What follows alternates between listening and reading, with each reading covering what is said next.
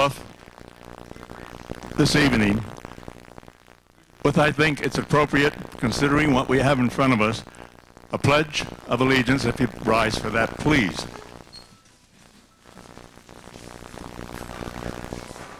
I pledge allegiance to the flag of the United States of America and to the republic for which it stands, one nation, under God, indivisible, with liberty and justice for all.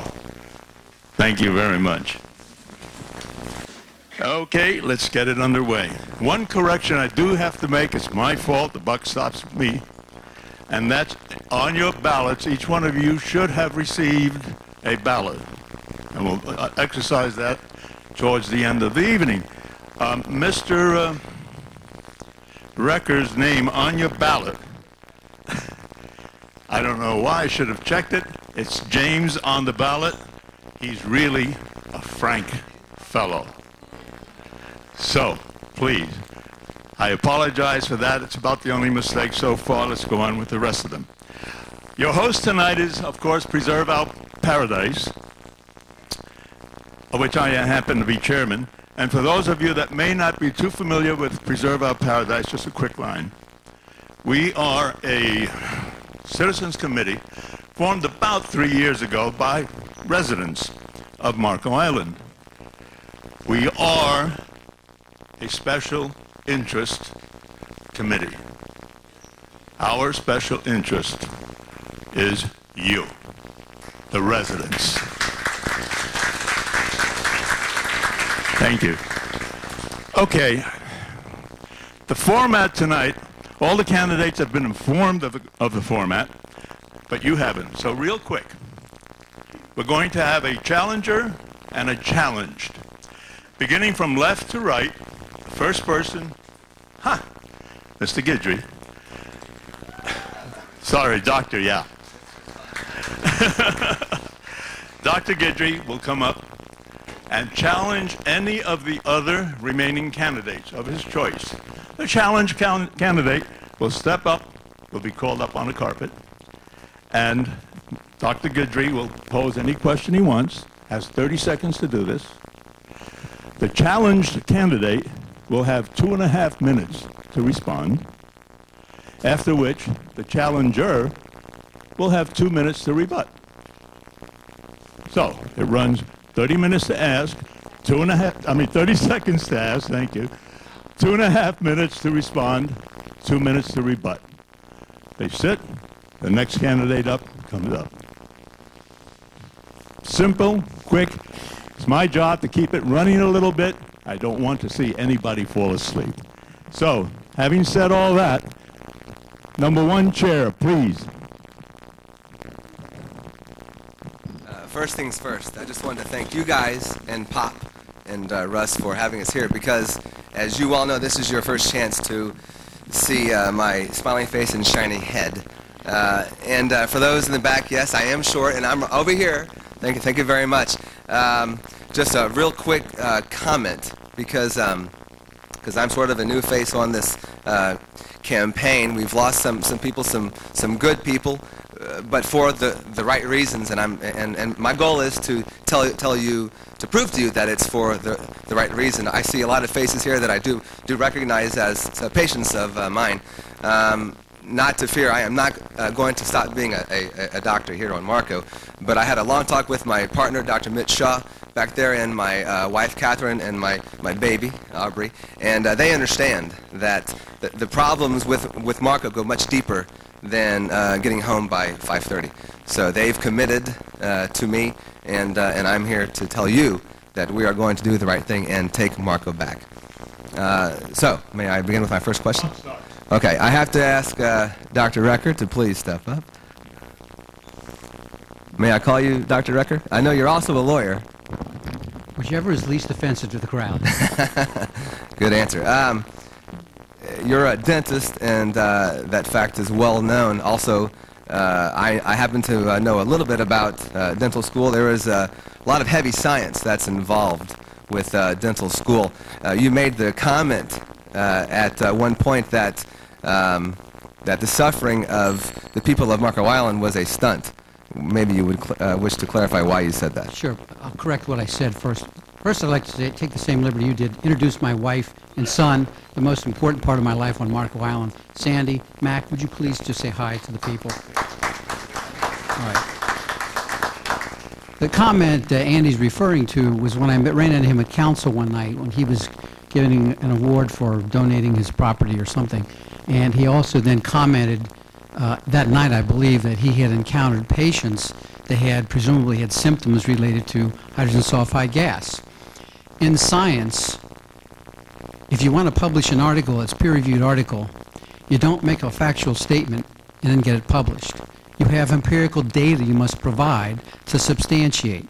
Data which is objective, which is studied by your peers, which is analyzed for scientific sufficiency, and then which is established to have scientific validation and foundation. If someone gets up, if I get up to you and say, the caries rate on Marco Island is twice that of Naples, many of you may accept my credentials as DDS-JD and say, wow, that's really interesting. That's not empirical data. That's anecdotal data. I don't think we should make decisions on anecdotal data. Decisions should be based on facts, objectively verified, objectively scrutinized, and peer-reviewed. Anything else is potentially misleading to you, the citizens, and that's the last thing we want to do.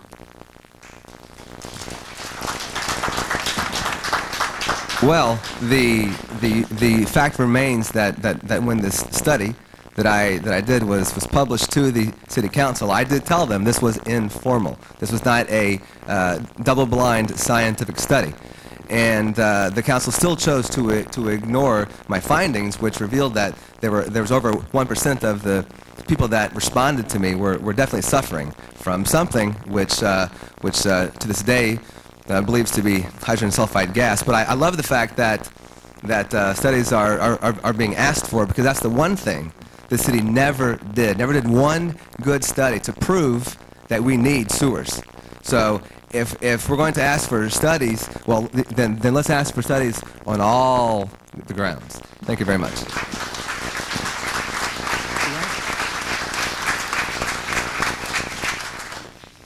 Seat number 2. I too would like to thank Preserve Our Paradise for this opportunity. Closer? Okay. I'd like to thank Preserve Our Paradise for this opportunity. My name is Butch Nealon, and for those of you who do know me, I do own a tie. I would like to ask Jerry Gibson a question. I own a sport jacket, but I rarely wear them. We could get along. You state in your brochure that $30 million will be wasted if the STRP is stopped. Can you give me some of the details as to where that $30 million is and why it will be wasted? Certainly.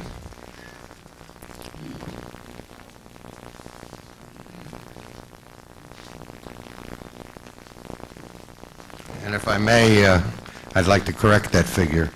It's actually $35 million. In my hands, I'm holding a memo that was sent to our interim city manager, Tony Shoemaker. And basically, I can run through the entire thing for you, but what it amounts to is the expansion of the treatment plant and collection. There's been $37,200,000. Of course, they take away the grants on the 2007 project, which is $2,500,000. Also, less the capacity assessments, which is another $8,270,000. And then you get into things like the funds committed for design work, which for the Lamplighter District, Sheffield District, Kendall, West Winterbury, Sheffield, again, part of the bridge projects. Right on down, that's total design is $1,973,000. Then you get into construction costs committed, which totals $1,820,000. Cost for the state revolving loan fund is $917,000. Legal and bonding costs $300,000. Water plant expansion $4 million. for a total of $35,440,000. And I might add that with the termination, this debt does not go away. It has to be paid somehow, and that's unfortunate. So that is where my figures have come from. All right, thank you. My response to that is I've seen the memo, and it's interesting to note that the first line item on the memo, the $37,200,000, has no backup. It has no breakout as to what that money is, but I can imagine what part of that is. We have spent $24 million in the 5 districts that we put the pipe in the ground. And that you're correct, that money is spent and it's going to have to be made up. The additional monies that make up the $37 million, I would imagine part of that is the deep injection well. Part of it has to do with some of the improvements that have been done along Collier Boulevard that are being charged to the STRP, which are arguably not STRP costs, along with there are a number of other issues with that. If you go through that whole list and you get to the bottom and you find that $4 million for additional potable water needed if we don't complete the STRP because for some reason we don't get more reuse water, I have one statement for that.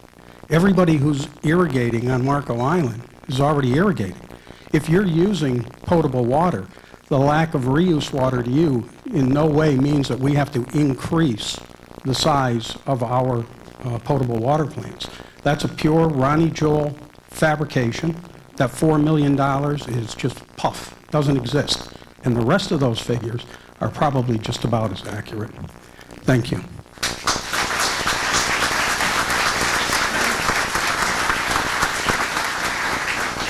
Mr. Waldeck?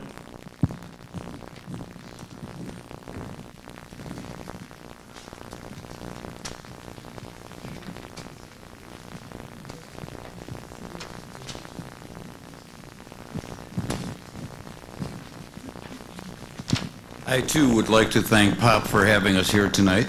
I would like to introduce my wife, but I'm not married, so I can't do that. But I'd like to wish all of our Jewish friends happy Hanukkah, because this is the start of Hanukkah. It's the second day of Hanukkah. All our other friends, our Christian friends, I'd like to wish them a Merry Christmas. With that, I have a question for Mr. Nyland. Not understanding your explosion at the council meeting the other night, to Mr. Joel, after being informed that your facts regarding assessment allocation versus contracts were incorrect, I will not ask you a question that might cause another outburst. The question I will ask is, did you support and do you still support Russ Colombo's proposal referendum called for a vote of public confidence every 2 years or 4 years to retain the city manager? Please explain your position or change in position. I did sign the petition for POP, and I do support POP's right to put a referendum before the people. I believe that the City Council's action on 2 occasions to prevent the people of Marco Island from their right to referendum on this issue was dead wrong, and that they should have allowed it to go to referendum and then worked as hard as they could to defeat it at referendum. Now, my opinion on that is a little bit the opposite. However, I do think Russ had a good idea with putting the city manager up to a confidence vote, but really not through an election process. My recommendation is one of an advisory committee that would review the performance of the city manager and then bring it to the city council. I don't think the city council or city manager should be subject to vote, because that's a bad thing. It's a non-political position. That's the way it should remain. It's an administrative position, and that's the way it should remain. Thank you. Thank you. Thank you.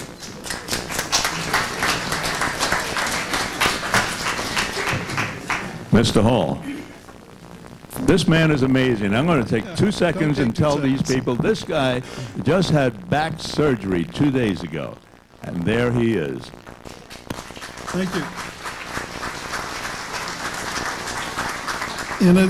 I've been very, very impressed with the medical facilities down here, and it's a tribute to NASA, NASA, neurosurgeons, and Physicians Regional Hospital that I'm here tonight, because I had a major herniated disc. They operated it on Monday morning. They turned me loose Tuesday afternoon, and here I am. My wife, Linda, is here. Thank you. And I'd like to follow up with Mr. Waldeck.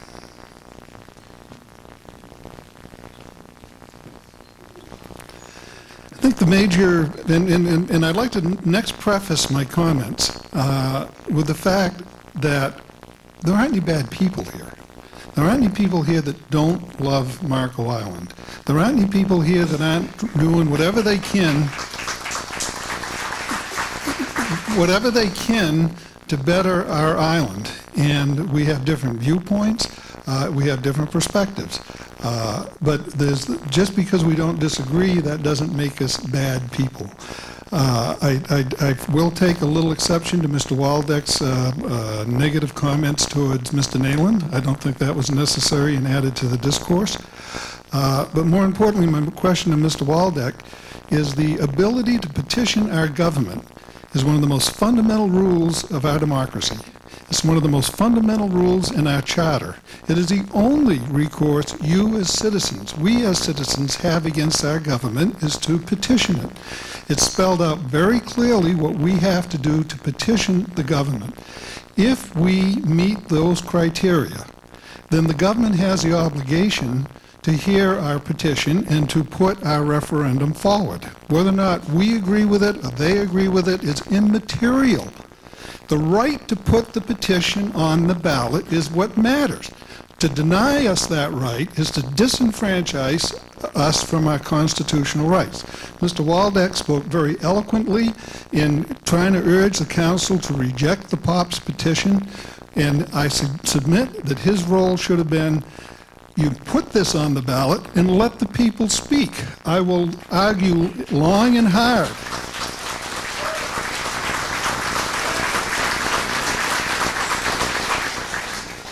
I will long and hard against it, but it belongs on the ballot.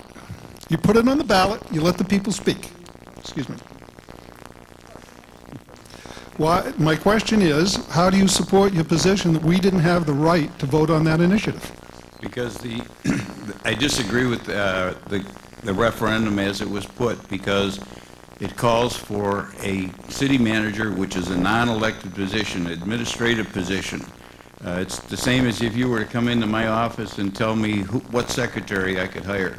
It is strictly an administrative position. The city council, a city manager works for the city council, and that's the way it should be. He is answerable to the city council only. Don't get me wrong. He should be judged by the citizens, and that judgment should be turned over to the city council for any action, but not put to a vote. That's the only disagreement that we have on that issue. My response? No, you'll get a chance as a second round. No, I get a response. Oh, I'm sorry. I thought that was. I'm sorry. You caught me asleep. I am so sorry. Yeah, excuse me. You're trying to trick me up here just because I'm under drugs. And here's the essence of it. Here is the failure to recognize our rights for representative government. If we pass a ballot, if we pass a referendum that contains 1,300 signatures that we want pink flamingos on every street corner, our city council has to put that on a ballot and put it out for vote. We cannot deny the citizens the right of petition. That's in our charter. It's absolute. That is the only right that we have for representative government, is to induce a petition, a referendum on the ballot. It's very clear. 1,300 signatures, automatic. You get put on the ballot, and then people get to vote. If you don't want flamingos, you vote against it. We don't have flamingos. But to deny us the right to make the decision is very, very wrong, and that's what's wrong with this whole government. The existing structure is structured to tell us to deny us our right to have a role and voice in our government. It dictates to us, it rules us, it doesn't represent us. Thank you. Thank you, gentlemen. Mr. Beatty?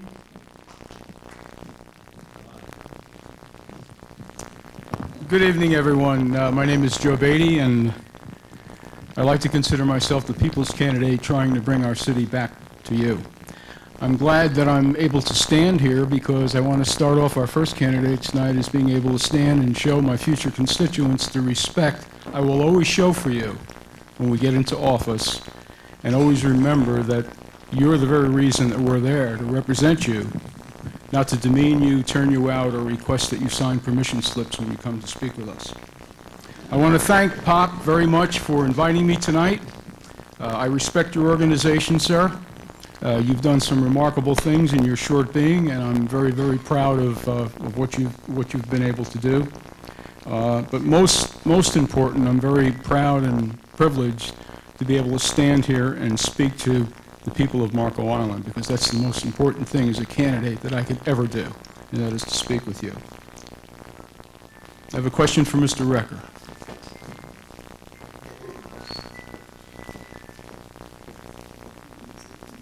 Mr. Recker, I've always felt that individuals who have chosen a life in the public eye would be smart enough not to get hung by their own tongue. In announcing your candidacy, I read, and I'll quote, "If I walk into a courtroom and another attorney is trying to annihilate me by using facts, law, and persuasion, he's doing his job, but when we leave, we can be friends. There should be no difference in government. There should be no difference in government." Perhaps this is true in the courtroom, but can I expect this as the attitude you will take when you encounter something with someone who disagrees with you, sir? Job, I think maybe you misinterpreted what the article is saying. What I'm saying is, whether it's government, a courtroom, a home, a session of mediation, or at the basketball court, people can always communicate, be level-headed, be fair-minded, keep your tone down, be respectful of the person you're talking to, and they will respect you. I don't walk into a court and raise my voice to the judge. I respect him.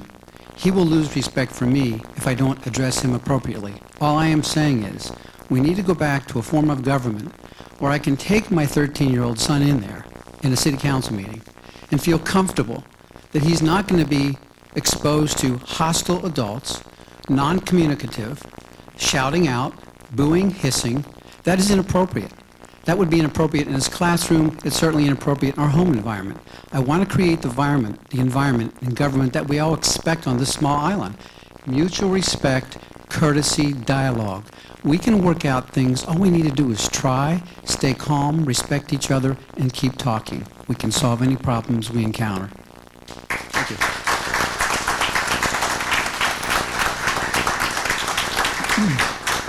Sir, I don't remember how many council meetings you've been at in the past 2 years. I haven't seen you at many, but I've been at pretty much every one. And what I see by the people who go to these council meetings are people that act very professionally. At times, certainly, they get very, very, very concerned about some of the things that happens with our council, simply because this is a council, as you probably will know in whatever meetings you went to, this is a council that when you stand there and talk with them, they look the other way and probably don't hear a thing that you say. At least that's the impression. But in spite of that, these folks that I see here tonight, many of which have been on council meetings with me that I've seen, have always acted with uppermost respect. This spin about mean-spiritedness by people at council meetings, I'll tell you, I've been at some council meetings in other cities, etc., where I've seen people really get ticked off with some of the things that really go on at these council meetings. I give a lot of respect for these people. They have a lot of fortitude to be able to put up what they put up with at council meetings. They should.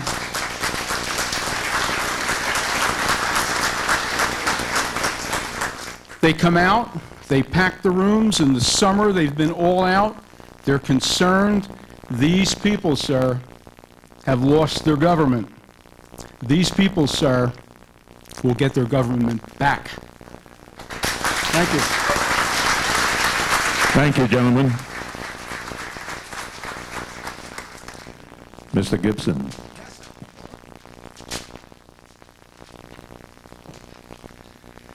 I am not going to go on a long diatribe. I'll just get right to the question. I do want to thank everybody for taking the time to come out this evening, though. And remember, 9:30 Villanova basketball. But I have a question for Mr. Batty, please, Joe. Is it Beatty? It's Beatty, Jerry. It's Beatty. Beatty. Okay, but that's okay. I was not insulting you. Oh, I understand. I understand. Basically, I just would like to know, what is your opinion of the fiscal responsibility or irresponsibility shown by City Council in regards to the millage rate over the last 10 years? In terms of the millage rate over the past 10 years, I think this council, Jerry, has been totally irresponsible in terms of the budget that they've put up. They have made every attempt to keep our millage rate down, okay? But they have put us in a very, very serious position. And I would allude to the stripping of our emergency reserves that have happened right now, where our emergency reserves that are at a critical pace.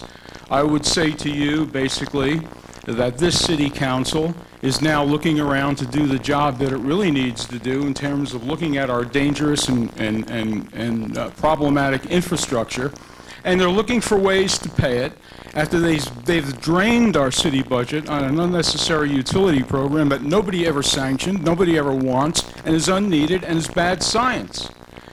This is a city that has no fiscal responsibility. This is a city that's fiscally irresponsible and has left us in a very terrible state. I'm very, very concerned about this. We need to really redirect how we spend. We need to turn our faces towards fiscal conservatism. We need to look at a bloated bureaucracy, and hopefully we can do this fairly soon and get this underway. I very much want to see a forensic audit of this city. I want to know where. I'm more concerned, Jerry, rather than talking to me about technicalities of the millage rate. I'm more concerned about finding out where all our money's gone.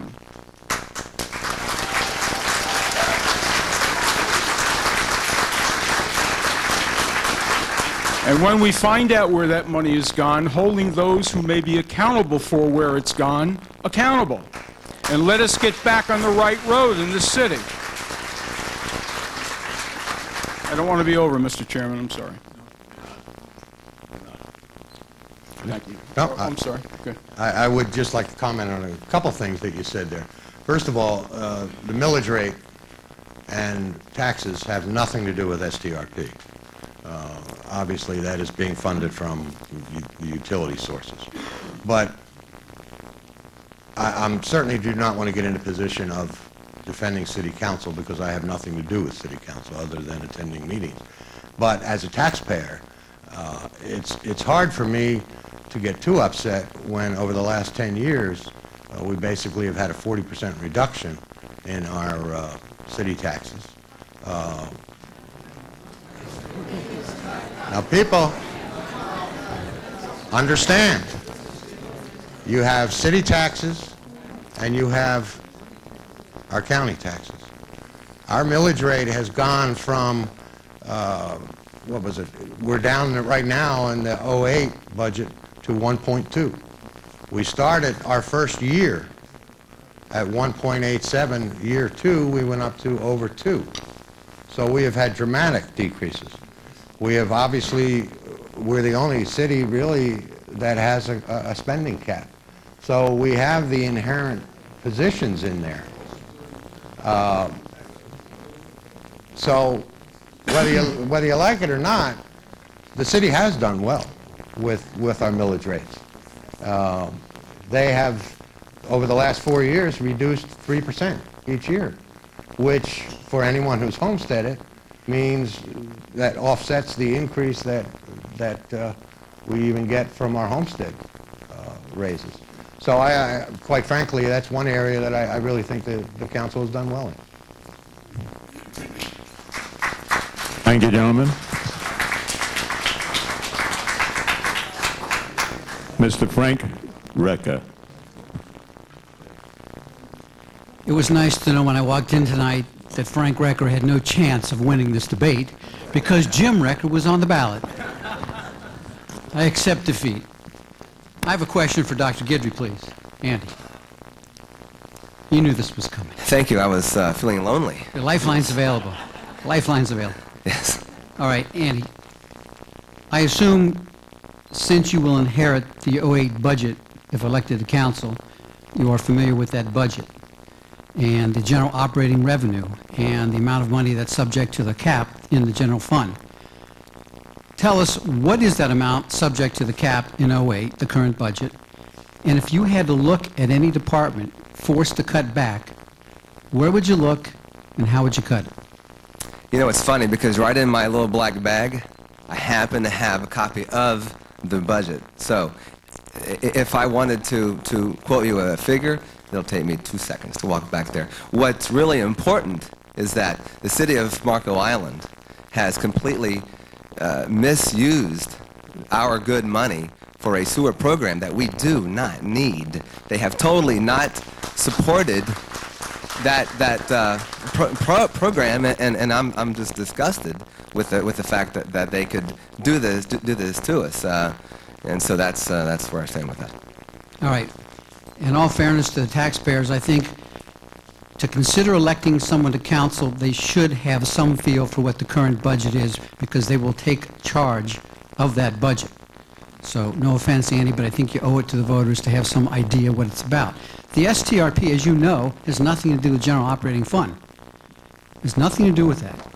That was done before my time, folks. Maybe most of you, maybe some of you who paid attention, how they calculated the ERCs that we all pay. I'm not on sewer. I made a decision, I wouldn't fight it. Why? I considered the economic realities. I considered the potential science effects, the environmental effects. I considered the potential for the state to say, you're going to have to. And they've done that in Monroe County, as you know. They have to be finished next year in all the keys with their sewers. I considered the potential of going 10 years, maybe 15 years before that happened. I also reflect back in the mid-'80s when it was stopped by Collier County, and at that time it would have been $4,000 to hook it up. So thanks to whoever stopped it, I'm now looking at $20,000 on a half-an-acre lot in 2011 with a septic in the middle. Maybe the last person. But most importantly, I think of it as a pure business decision. We have built a jumbo jet for 500 passengers. We've made the engines to fit the jet. We made the fuselage big enough for 500 passengers. And now we're saying, let's only put 200 seats in it. That's called stranded, wasted money for the bigger engines, the bigger fuselage, the more technical avionics. And guess what? The 200 passengers are going to be paying for the stranded, wasted portion of that capital project. That's what we all faced. It's business. It's business. What we need to focus on, if we all had took the collective energy in this room and focused on getting that price down, because we're all here about money, let's face it. If this were for free, we'd all be at the Snook drinking, having a good time. It's about the money. We need to find a way to get it down. Thank you. Thank you, gentlemen. Okay, folks, that concludes round one. We're going to go again. I just want to remind there was some question about the timing here. So just to refresh your idea of the timing, the fellow asking the question has 30 seconds to ask the question. The fellow answering the question has 2.5 minutes. And then the rebuttal to the response is 2 minutes. So here we go for round two. Dr. Guidry. See, I told you, here's the budget. The question I have is for Mr. Gibson, please.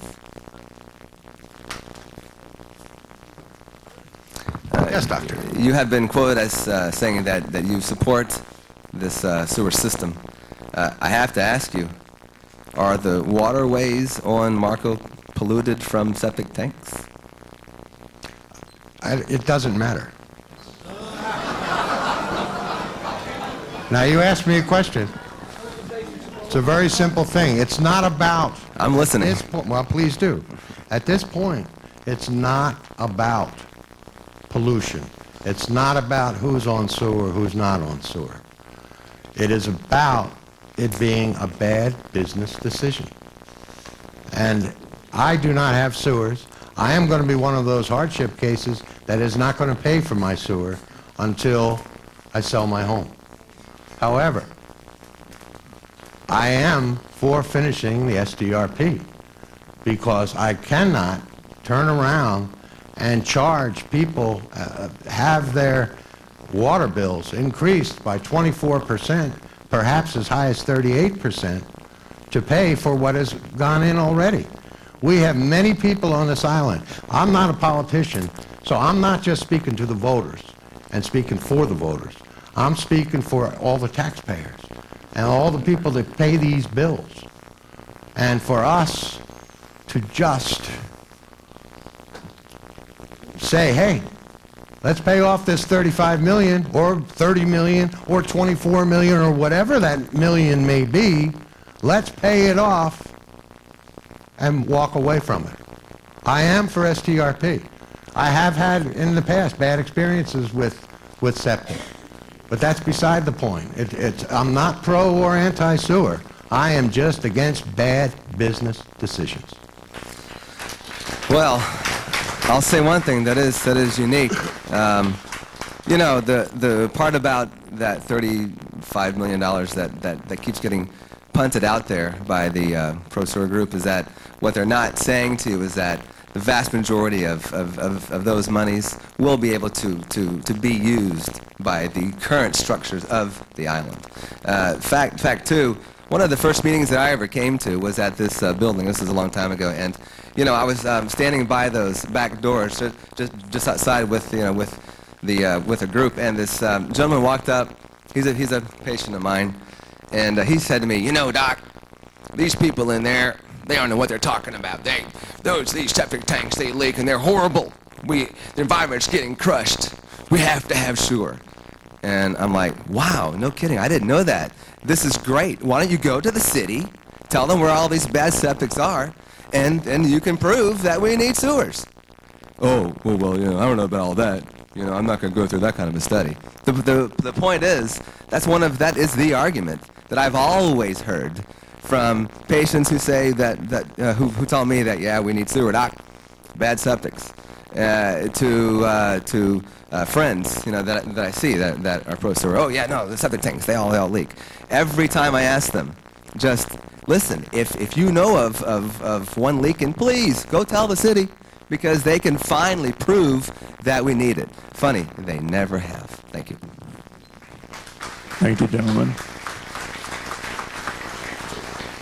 Butch Nealon. I have a question for Frank Recker.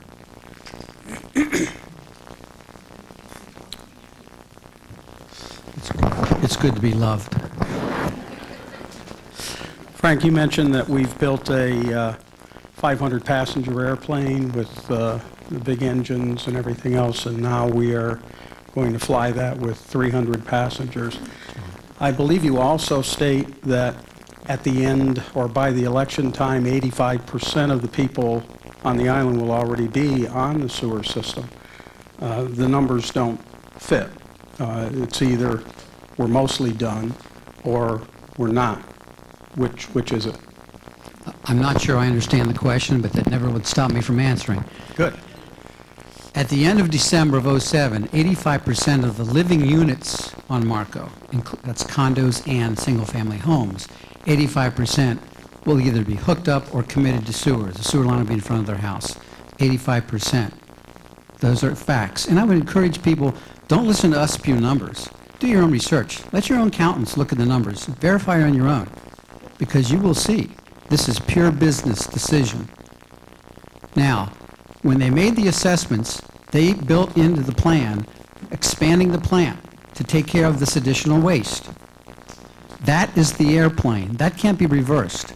If it's stopped, we have an unfunded liability finishing that gigantic plant. That's where about $30+ million comes from in and of itself.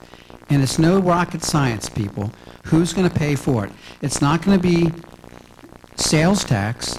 It's from the Utility Enterprise Fund. The way we're all going to pay for that, increased water rates dramatically. Those on sewer, increased sewer rates and increased water rates. Why? The $4,600 of that assessment amount is for the capital expansion of the plant. That's not going to come from several thousand homeowners if it's stopped. The plant has to be finished. It can't be turned around. That liability is still there. They can't take the money from anywhere other than utility revenue. That's all of us. So people on sewer, if you're on sewer and you vote for stopping this, something's wrong with your math. You really need to talk to your accountants. This is fact, not spin. Don't take my word. Do your own digging. Thank you.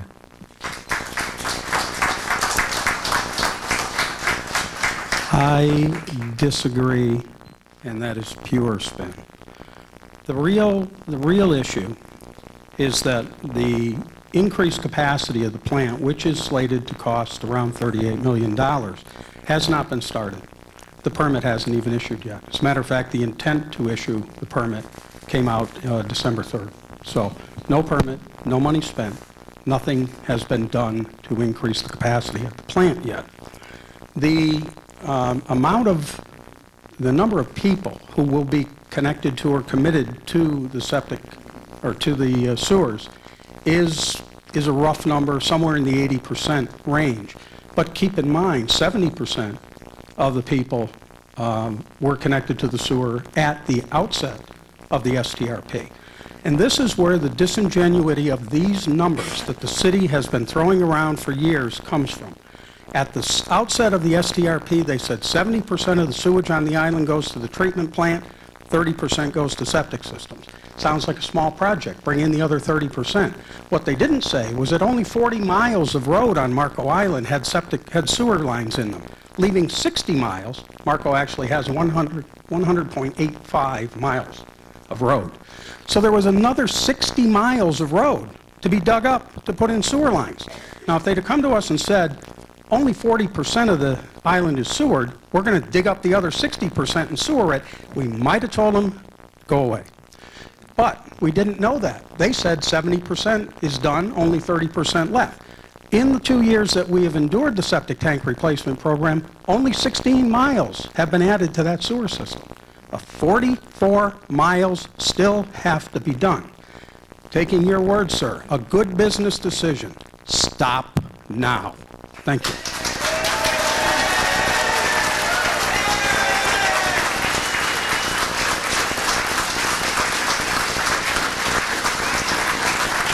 Thank you. Mr. Waldeck?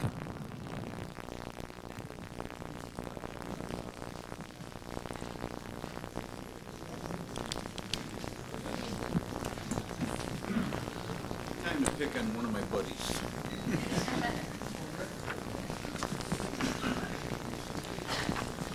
Jerry, Mr. Gibson, given the question on density reduction and the city's proposed mandate of reducing density, what is your position on density rights, and the trading or selling of density rights associated with city-owned property? Well, I think the city has laid out, Wayne, the fact that by '09 we will have a 2% reduction in density, and followed up by another 2% through the year 2013. So I really don't see density being a problem. It is certainly an area that I think we need to be vigilant on. We need to keep a close eye on it. As far as the other point that you brought up, I assume you're referring to the Glahn property. There had been some talk about selling off those rights. I think that would be a total breach of conduct on the part of anybody that would do that. The other thing to keep in mind with density is all the lots are platted. I mean, basically the condominium construction is finished. The only area that we really need to be vigilant, I think, is first of all on mixed use, going into commercial areas and now making them, adding dwellings to those. And I just think as long as we're working towards that reduction of 4% by the year 2013, I don't see it as a problem today, and I don't see it as a problem in the future.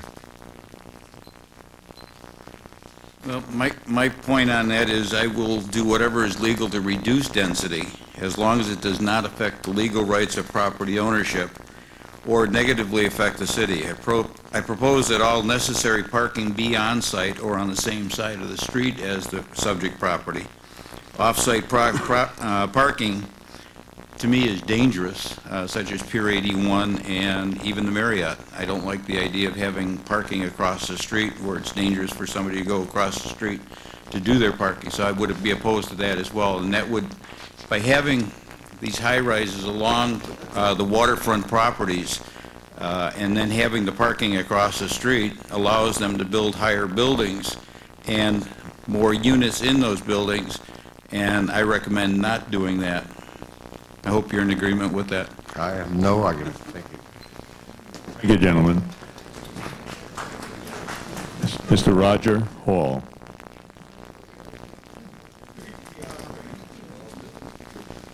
I'd like to hear from Mr. Nalen.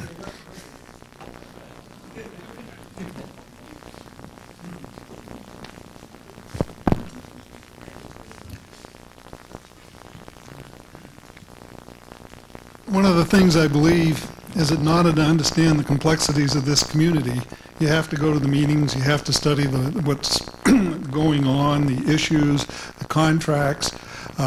I came here in 2005. I've been going to meetings ever since I got here.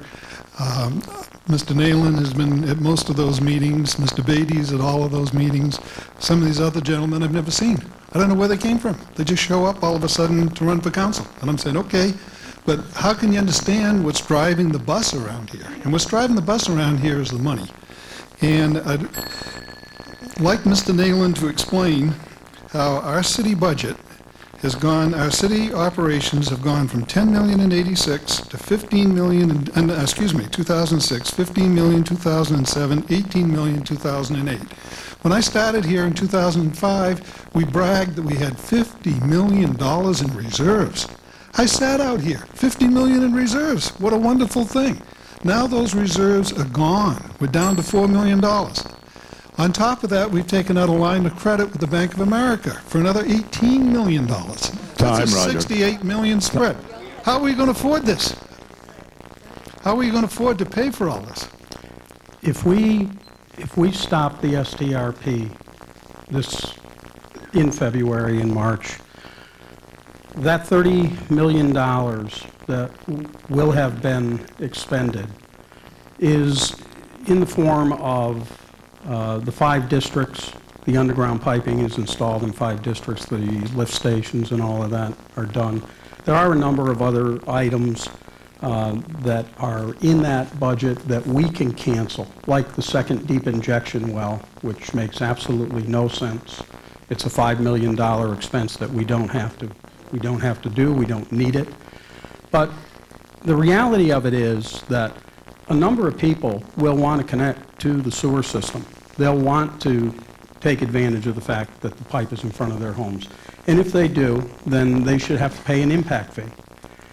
As far as the special assessments go, that should be canceled. Nobody should have to pay a special assessment, and the utility will end up absorbing the remainder of that $30 million. I've estimated that if 1,000 people, it's not as funny as it sounds, believe me. I've estimated that if 1,000 people hook up, we will pick up around $4 million in impact fees. If you leave that leaves $26 million to be paid for by the utility.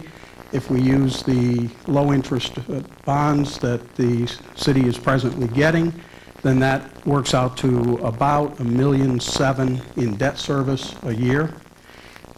The rate increase that we were all visited with in October of this year is a 15.5% rate increase on water and sewer and 20% on reuse water.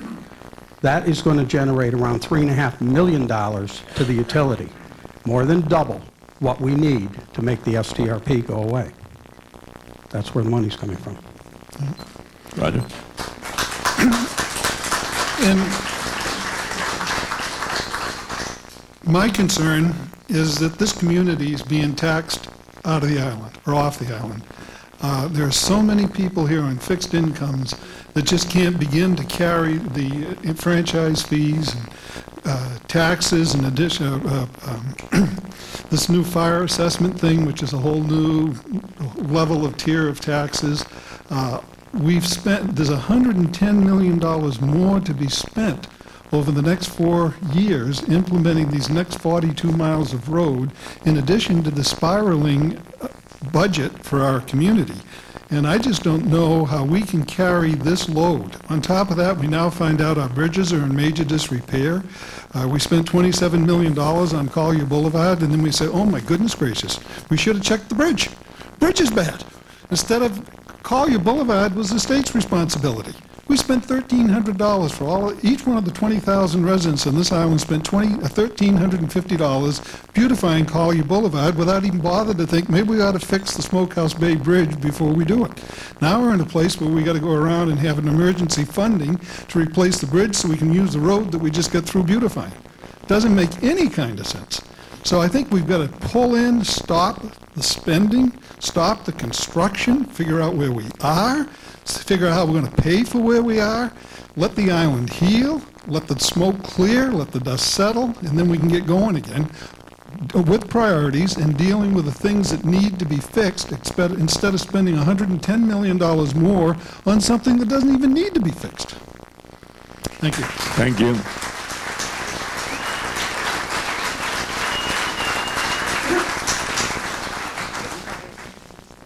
Yeah, that's fine. Okay, where are we up to? Joe Beatty.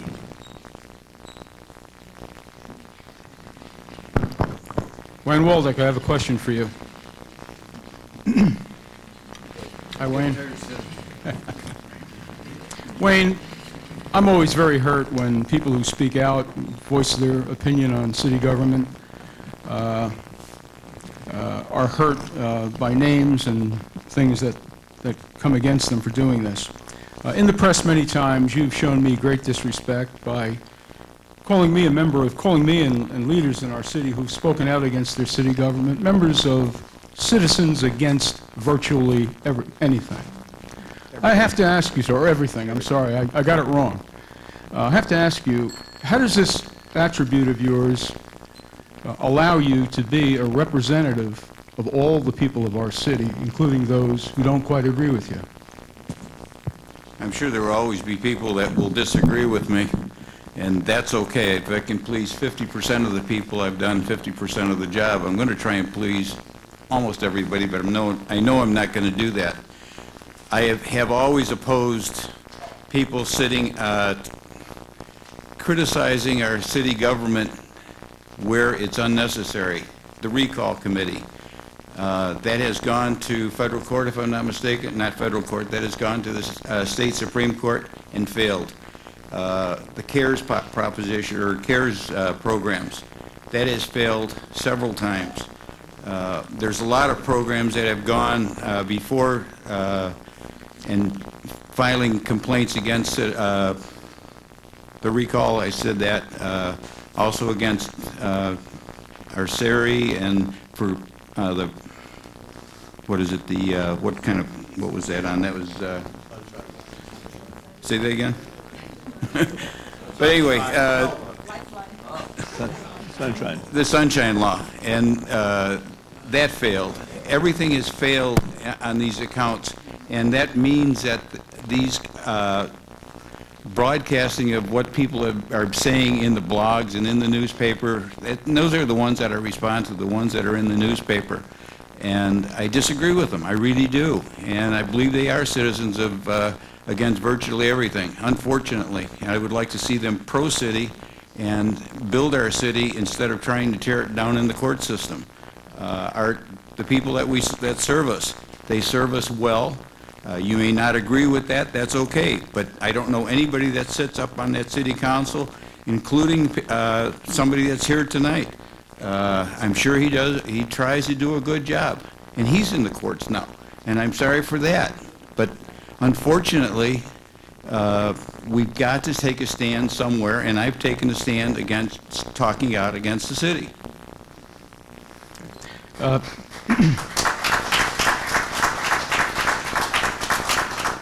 Wayne, you didn't really answer my question, but let me rebut in the following way.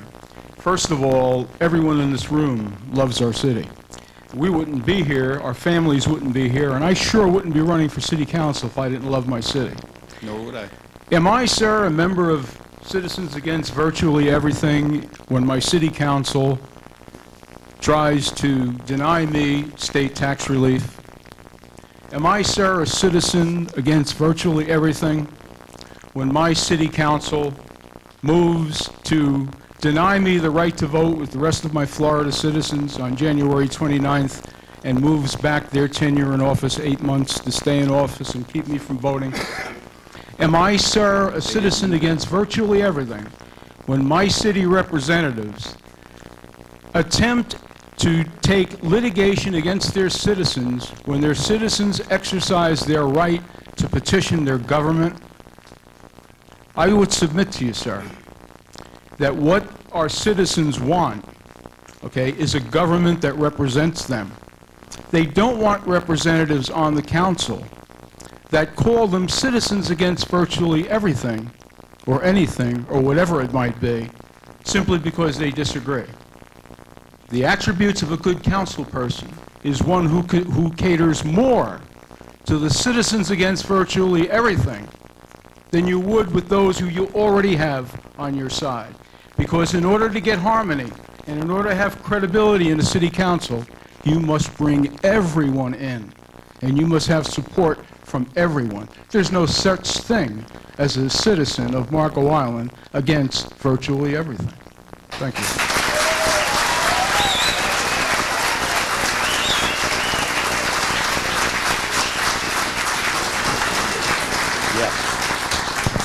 Jerry Gibson. My question is for James Recker. I'm afraid James Recker is not here. All right, then I'll settle for Frank. I have a Mackenzie James here I could pull up. He'd probably get more votes than you. I wouldn't do that. It's his son. It's his son.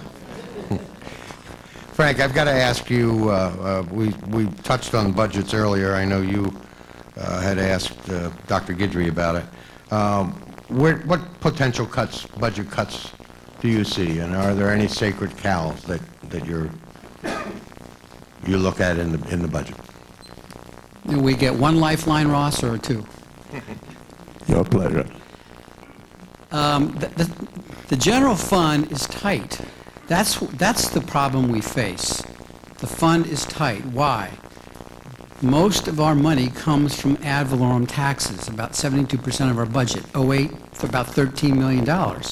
So when you take the state rollback plus decreased property values, our income sources are going down. So this year we got about $18 million under the cap. Of that, the biggest chunk is, not surprisingly, police and fire. They each take about $4 million. And I've been asked this question on the streets: would you consider cutting police and fire? And of course, for many reasons, economic, politically, and everything else, you don't want to say, well, yes, I'll consider that. So I looked hard to answer those questions because they are the biggest portion of the budget. When you look at the numbers, each department's got about 35 personnel. Each department gets about $4 million. You know, we added a couple firemen last year. We had a couple police officers last year. We have 10-hour shifts for firemen, and there's I'm sorry, 24-hour shifts, 10 firemen on each shift. The response rate for the fire department, 2,500 emergencies locally last year. The time for response going down. Police department, 4 shifts, 6 officers on each one. The crime rate, down 44% from the year 2000, the first year we became a city and had our own full-time police department. Crime rate on Marco is about 2/3 of what is in Collier County, less. And 1/3 less, I'm sorry, 1/3 less in Collier County, 2/3 less than Naples. And our policemen to 1,000 permanent residents ratio is less, it's 2. It's less than either one of those. So when you look at these things and you say, where can we cut? Too many personnel, too many firemen, too many police, and you look at the rates of what we're getting for our dollar from those two, they may not be sacred cows, but I'd say they're pretty holy ones at this point. Well, one thing, too, you have to keep in mind, the police department, and I've heard the same comments, the police department was brought in through referendum. So, obviously, to remove the police, you're going to have a referendum. And I think you're right in that. But are there any area, pardon? No, the police department was brought in by referendum. But budget cuts, I think there are some. First of all, we've got to tighten our belts in every area. I think it's important that, to me, there's a lot of duplication, especially when you start looking into like the Parks and Rec. I'd like to see us form a tighter bond and get back to having a tighter bond with the YMCA.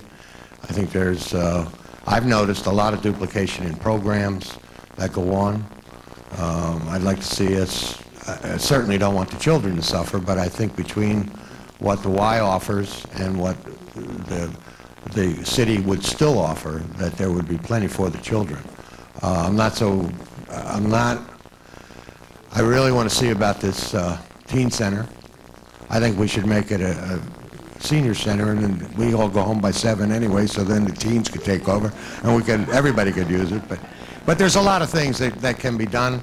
I think it's very important, and we better start tightening our budgets, especially if these referendums go through. So, thanks. Frank, you might as well remain. Eeny, meeny, miny. Butch. Butch.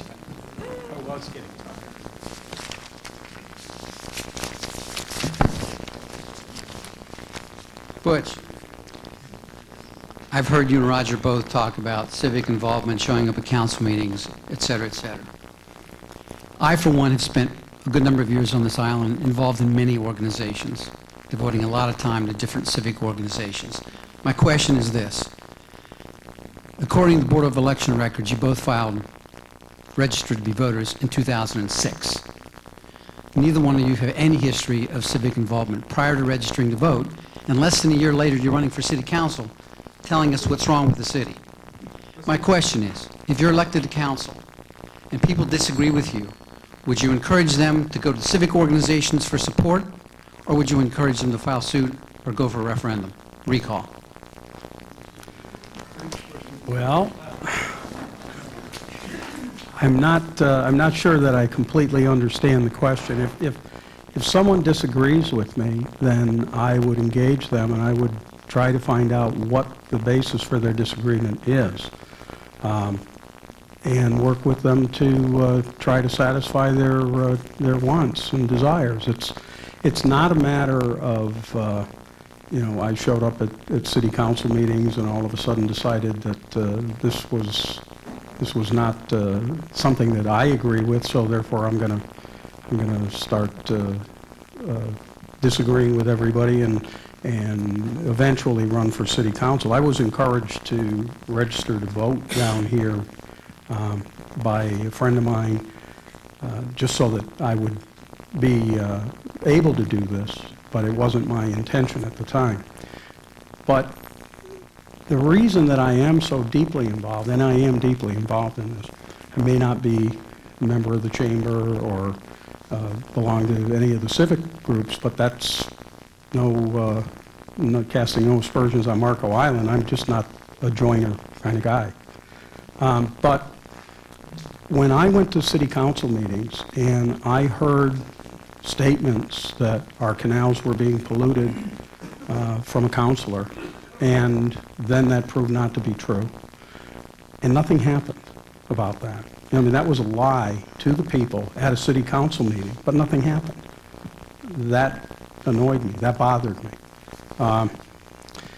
That went on in various other ways, but this whole thing has taken on a life of its own, and it's not about sewers or septics, and it's not about the STRP.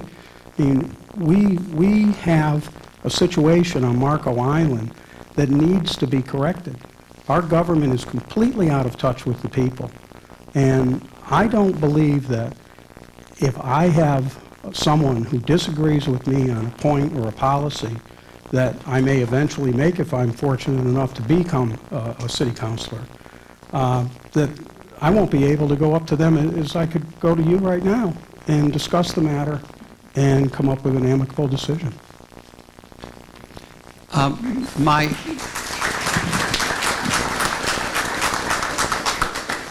My response, my bias is, if someone comes into the community and registers to vote in 2006, and less than a year later, they're wanting to lead the community, my inherent suspicion is they really don't have a feel for A, the community, B, the community organizations, the history of the community since incorporation, and how all the citizens feel about different issues over the period of time involved. I understand you saw a problem and you attacked it, and I appreciate that. My bias is, without the global view of the island, you really can't know where most of the people are coming from. Thank you. Thank you. Thank you, gentlemen. Okay, that completes 2 rounds, and that was a pretty fast hour and 10 minutes, wasn't it? Okay, hon, would you pass out the drinks? They're driven to drink by now, and I was remiss in not passing that out before. Thank you for doing that, Bill. That's her story, and she'll stick to it. One thing I didn't mention, and I want to mention now, while we take a quick breather, is that following this round of debates, there will be opportunity for your turn, questions from the audience, and of course that's going to be dependent on time, and I'm going to try to step it along a little bit, but I would like, when we enter that phase, after the next rounds of debates, I would like, when we finish that phase, please start to fill out your ballots that you have on you. The reason for the time then, while you're doing questions to the candidate, the reason for that is we would really prefer that you make a judgment on your ballots based on their debates, as opposed to based on questions from the audience, which may or may not be clearly expressed. So when we finish this round of debates, and I'll announce when it's all over, I love the power, start filling out the ballots. When they're completed, we'll have someone collecting them. Okay, let's go on now to round, excuse me, is there a question? Go ahead. Okay. Gentlemen, as you know, the island has had a lot of controversy, and a lot of controversial issues have to be voted on. My question to you all is, how would you make up your mind how to vote on a controversial issue? Okay, thank you for the question, but let's hold that question to the phase when we have questions for the audience, as opposed to right now. I thought you had a question germane to this right now. Okay, let's get on with round number 3, starting with seat number 1, which happens to be occupied, actually it's 2, by Dr. Guidry.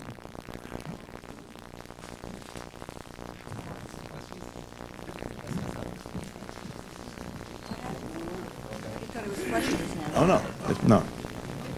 We're just continuing with the rounds of challenger and challenged.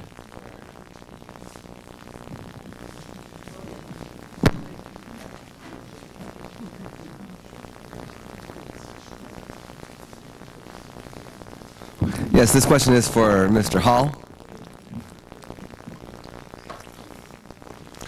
Roger, when we finally succeed in stopping the STRP, what are we going to do with the... What are we going to do with the septic tanks, and how will we make sure that they are functioning normally? Excuse me. I've been a major proponent of the Keister plan that was advanced 2 years ago, 3 years ago. And first of all, I'd like to correct Dr. Recker. I became a registered voter here on November 9th, 2005. But moving forward to the question, The Keister plan proposes that we would establish an inspection plan, which the county is actually working on, Collier County is working on right now, where all tanks would be inspected every 3 years. They'd be pumped every 3 years. They'd be monitored. If there was a problem with the tank would be fixed. If there was a sewer line in front of the tank, the septic system where there was a problem, we would connect, the person would be required to hook up to that sewer line and pay the impact fee at that point. But as long as your septic tank was functioning properly, you would not have to hook up to the sewer line. If it came to pass that a certain section of the island was experiencing an unusual or inordinate number of septic system failures, then that section would be serviced with a sewer line, which would be put in much like the infrastructure of your water line or power line or whatever else. I think that's... Thank you very much. You know, I've been a doctor here on the island for about 10 years, and every working day that I spend on this island, I talk to the people of Marco. What makes them happy, what makes them sad, and what makes them mad. When the STRP began to really get the recognition, the one question that I always heard from people, they said, you know, I don't understand. My septic tank was just cleaned 6 months ago. And the guy who cleaned it said, hey, you know, it's working fine. I don't understand why I have to pay some $20,000 for a sewer system when my tank is fine. And those are the things that I would hear that led me to suspect that, you know, that something is foul when it comes to the sewer plan. And it's those things that motivated me to really get involved in this. You know, I don't have the 85-page budget of the Marco city memorized, but I do know what makes the people of Marco tick. Thank you very much. Thank you. Butch Nealon. I have a question for Jerry Gibson. Over the, well, certainly over recent years, we've had a lot of construction activity on the island and a lot of contractors doing work on the island. Several issues have come up regarding the contracts and the ability of the city to enforce certain clauses in the contracts and the city's resistance to that. What would you do to enforce or to ask the city to enforce the contracts? Can you be more specific? Yes, we have liquidated damages clauses in our contracts right now. Okay. And they're not being enforced. Okay. I assume you're also probably referring to the debacle with the asbestos and things of this nature? Yes, that's certainly a part of it. Okay. I think it's I can't answer for what has been done, but I certainly feel that if there are damages, they should be pursued. It's rather straightforward to me. If there has been neglect, obviously, or malfeasance, they should be held accountable. But I think everything must be tempered. There's not always hidden agendas, and there's not always, that's kind of what concerns me about some of the attacks that go on. There's a lot of reading between the lines. Sometimes it's just a clear-cut accident. Obviously, the asbestos, I think, was fairly obvious that it was Hurricane Wilma was coming, and somebody made a mistake. And fortunately, it was rectified without anybody suffering for it. So I don't think there's any doubt there should be culpability. Absolutely.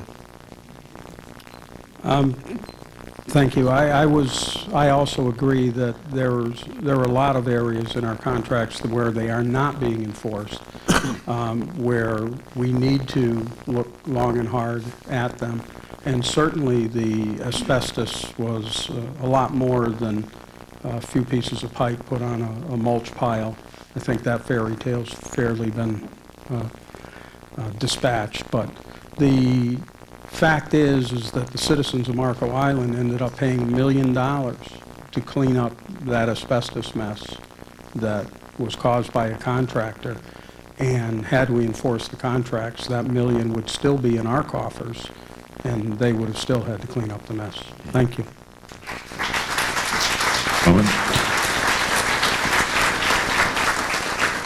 Wayne Waldeck.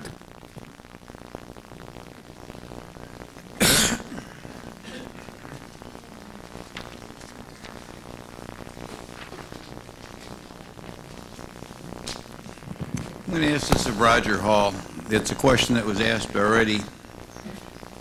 And Roger, given the financial conditions of the day and you are forced to make budgetary cuts, what would you consider doing with the police department and fire department budgets, or do you consider them to be sacred cows to be exempt from cuts?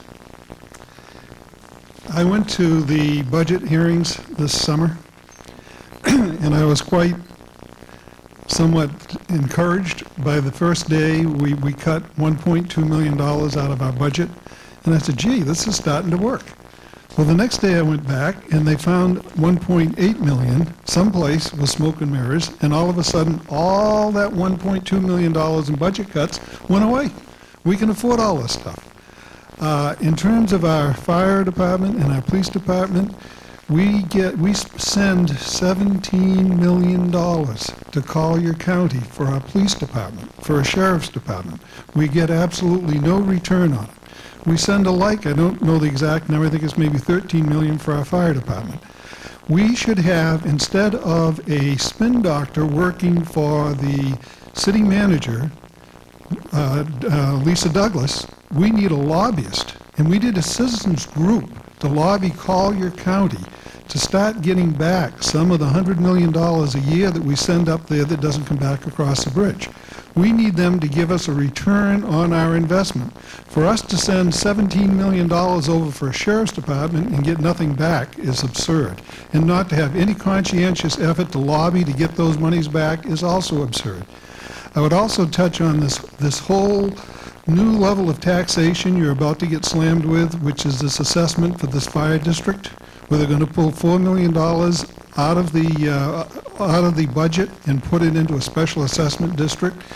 The instant impact of that is that a special assessment is non-tax deductible. So for us folks that are in a third tax bracket, that $4 million all of a sudden is going to cost us an extra $1.5 million. Secondly, is just freeing up. They're presenting it to us as a revenue neutral. It's alternately being presented as revenue neutral, followed up by being, well, we're going to use this for the bridges, sort of. The real bottom line is they're going to take $4 million out from under the cap, out from under our tax base. They're going to create a special assessment, and that $4 million is going to stay right there, and they're going to use it for whatever they dream up. And they can be substantial. If you look at the growth of this government that I just read off earlier today, we put in 17 new employees last year. You know, it's time to turn this thing around. I have never seen a project come before this council they didn't approve. Everything that came up got approved. So.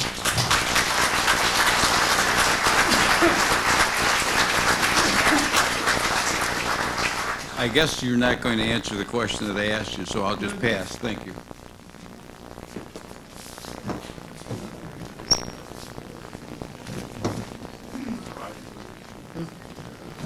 Roger, you may as well have stayed up there. Well, I think I'd ask Dr. Recker.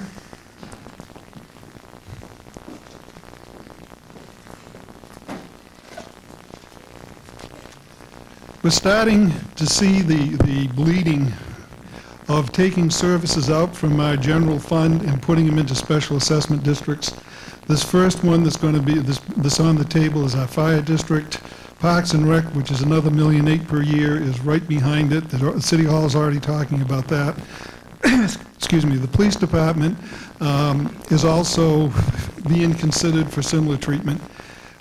how do you feel about taking all of those things out of our general fund, putting them into special assessments, and charging the people for them? Should that go to referendum, or should that be done by a resolution?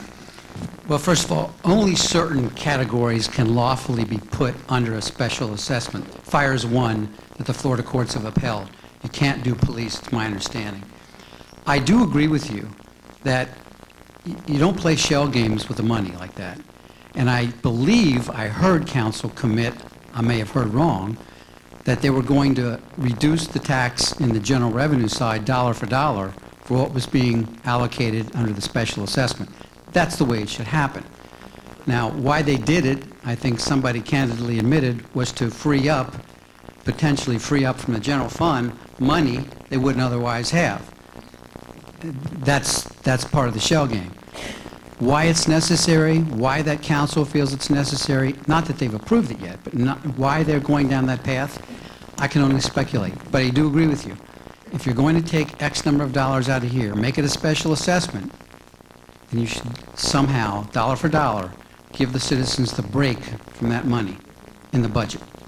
Agree. 2 minutes. The bottom line is that what the council is proposing is not to do dollar for dollar. They give initial lip service to dollar for dollar. They bring up somebody that stands up there and says, gee, I just compared this. It's going to be a 10% reduction on my taxes, which is going to save me $582, and my 33 cents a foot is only going to cost me $610. That, to me, is a wash. Then, so that conveys the impression it's going to be revenue neutral. Chief Murphy stands up there and says it's revenue neutral. 10 minutes later, they're talking about using this new source of $4 million to fix the bridges. Then they start talking about, well, we got to let the people vote on it. Well, yeah, but let's not do that. Let's just have a resolution. We'll have public hearings, just like we did with the STRP. We'll let them all come down here and talk. We'll let them run their mouths and complain, but we're going to pass it. We're not going to put it out for referendum. It's not slated for referendum. It's slated for resolution. And this is an abuse of us, and it continues to, we don't have a representative government. We have a government that wants to buy everything they ride by and see they might like. They drive down the street and we got $1 million lot that's worthless next to our wastewater treatment plant, and they say, oh, this thing sold for $275,000 2 years ago. We ought to be able to buy it for $1 million today. Don't laugh. That's exactly what they're doing. So this city is out of control financially. It's going to break us. It's going to ruin this island. We cannot afford this total, undisciplined, irresponsible spending.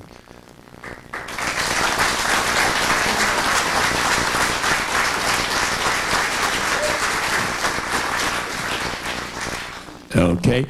Joe Beatty is next. But I just want to make a quick comment.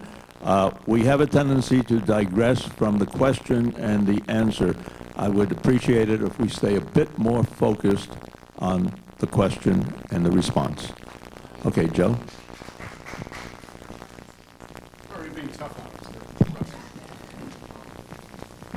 Jerry, I've got a question for you. Joe, I've got an answer for you. All right.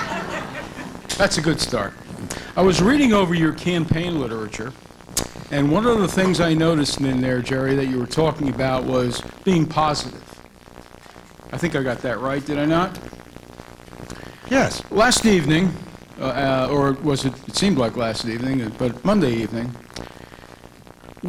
many of us got up to the podium and we gave the council an opportunity to try and be positive by not voting on things that didn't necessarily have to be voted on tonight, namely the STRP, and really by buy-in with the people. I didn't notice you get up and talk about having them be positive. Is the positive only for those of us who disagree, or does it also be positive for our representatives? Joe, I think it's the whole tenor of things anymore. As you all know, I've lived here 21 plus years, almost 22 years. I remember when I first lived here, a simple incident, but I remember being in a left-hand turn signal. Light turned green, I was third in line. The left-hand turn signal came on. whoever was up front was daydreaming. Nobody honked their horn. The light turned yellow, turned red, and then finally it went green again and everybody went. Now, this morning, I had taken my dogs for a ride and the same situation. That left-hand turn signal turned was a nanosecond and somebody was on the horn. Driving across town, I go through that four-way stop sign and people are just, I mean, tailing one another, fighting to get through. The whole tenor of the island. The island hasn't changed, but it's somewhere along the line we've lost respect for dissenting opinions. This island has always been controversial. Always. My golly, what could be more controversial than the fact that we became an island? It took, what, 5, 6 times before it passed? And it barely passed. A couple hundred votes. So there's always been controversy, but there was always respect. And nowadays, I go to a council meeting and a local minister stands up and tries to talk about decency in meetings and gets booed in public. That's what's wrong with this island. Sure, there's frustration, but there's ways to improve it, and that's communication, and that's the art of negotiation, and that's building consensus. It's not being special interest. Once, just once, I want somebody to stand up at that meeting and say, instead of saying, I'm speaking for the people, you people don't listen to the people, I'd like them to say, I'm speaking for some of the people. Some of the people. Not everybody. Everybody is so definite. They're so finite. They're speaking for the people. No, we're all speaking for some of the people. Unfortunately, we only hear our friends and people we agree with, and that's why you think you're speaking for them. Jerry, you were doing real good up until you got to the part with the Reverend, but I won't go there. I won't get into that one. Bless but you. let me just rebut in this fashion very briefly with you as well. What I was hoping, and I truly believe that your ideas of being positive was for both our elected representatives to be positive, as well as those of us who disagree with our elected. I'd like to believe that. Now, you could have proven that to me had you stepped up to the podium last night. I believe you were at that meeting, and you had every opportunity to be able to say to our council, hey, council, you don't have to do this tonight. Let's act positively. Let's be positive here tonight. And let's show these people that we do care about what you're thinking and what you're doing. I really kind of hoped that you would have done that, because I had read your pamphlet before, and it said we need to be positive. You see, Jerry, I don't want to think that what you mean is that because I talk and have problems with our current city government, that just I have to be positive. You see, I could sit home and smoke my cigar and go on my fishing boat, okay? But I don't do that. I come out and I speak to my government, I tell them what hurts me. I tell them what hurts our people. That's being positive, okay? And that's what we need to do, because that's what they need to hear. Thank you.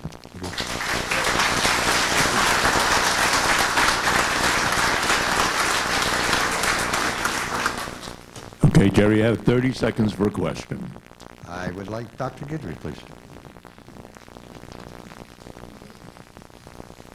Doctor, I ask you this. I could ask Butch or any number of other candidates, but you were the first to bring it up, so that's why. I've got to understand what the amount of miles left to sewer has to do with the number of units or residences that are sewered. I think we shouldn't be worrying about roads as much as we should be worrying about people. I love that question. The city's own numbers will say that 85% of the toilets on Marco will be on sewer by the end of this current district. Okay. Let's just say that's true. So far, they've spent $35 million. Okay, fair enough. They want to spend another $100 million just for 15% more? Are you kidding me? How is that good logic? Stop it now. You've only spent 35 million. Don't spend the other 100 million just for 15% more. The reason that it cost $100 million for the other 15% is because of that fact. It's the roads. When they first started doing the STRP, they did all the roads where there's lots of houses lined up. So you got more bang for your buck, more houses done. The rest of it is houses that are spread out. So it costs a heck of a lot more to get those other 15%. So the answer is stop it right now. You've only spent $35 million and you have 85% done. You know, that should make sewer folks real happy. And it'll make sewer haters real happy too if you stop it right now. Okay? Now, you say it's only cost, I believe there's $35 million that is going to be wasted. There obviously has been a lot of other... Well, we've already had that debate. Oh, I can't respond. I'm sorry. No. My apologies. Go ahead. Well, I'll give you part of my... Well, go ahead. Go ahead, Jerry. But anyway, the bottom line is that I still think you need to look at the people and what you're asking.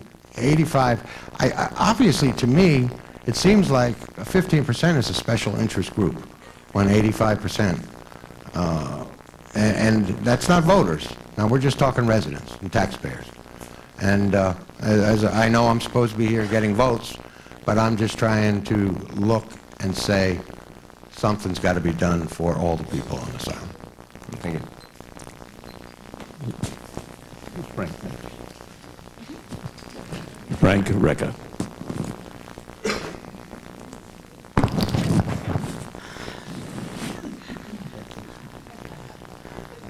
Joe, you look too sad. I got to pick you up. Come on.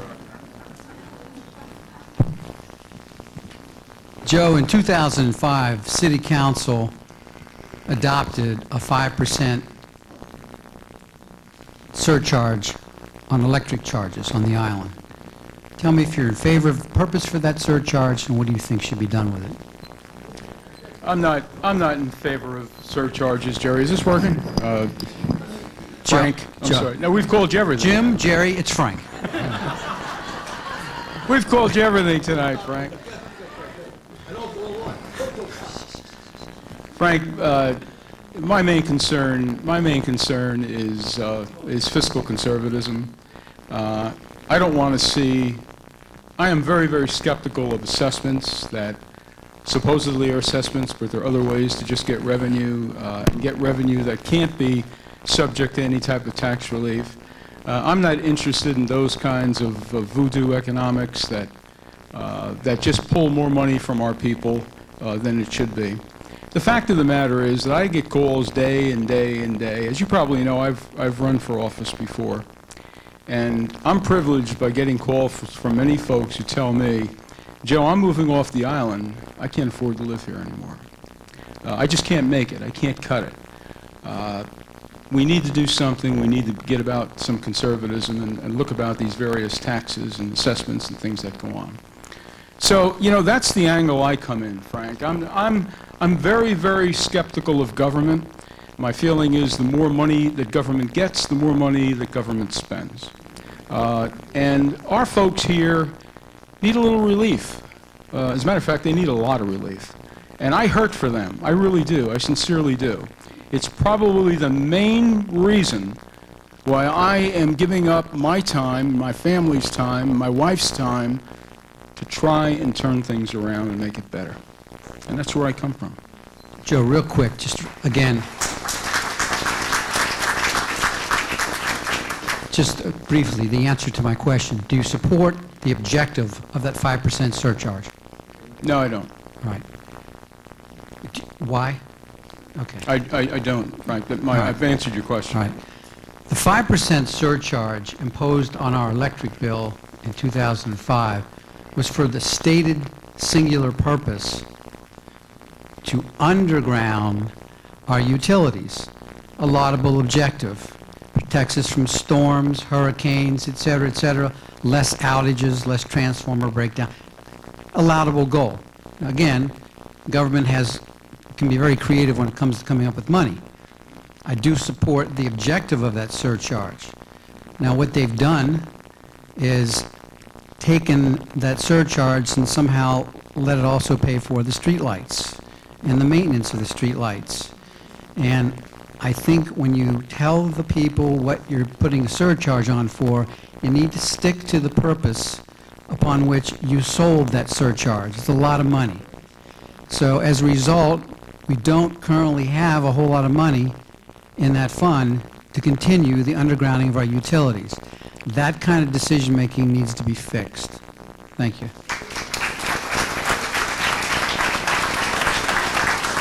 Very, very good. Thank you all.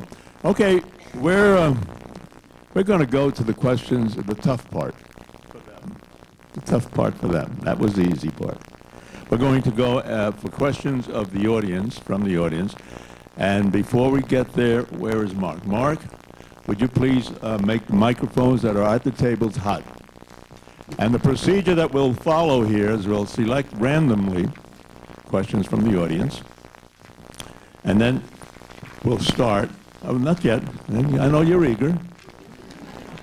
And then we'll start, once again, from seat number 1, actually seat number 2, from the left, and we'll give each candidate an opportunity to give you his impression of the response to your question. As soon as we get these mics hot, we'll start. Yeah, thank you.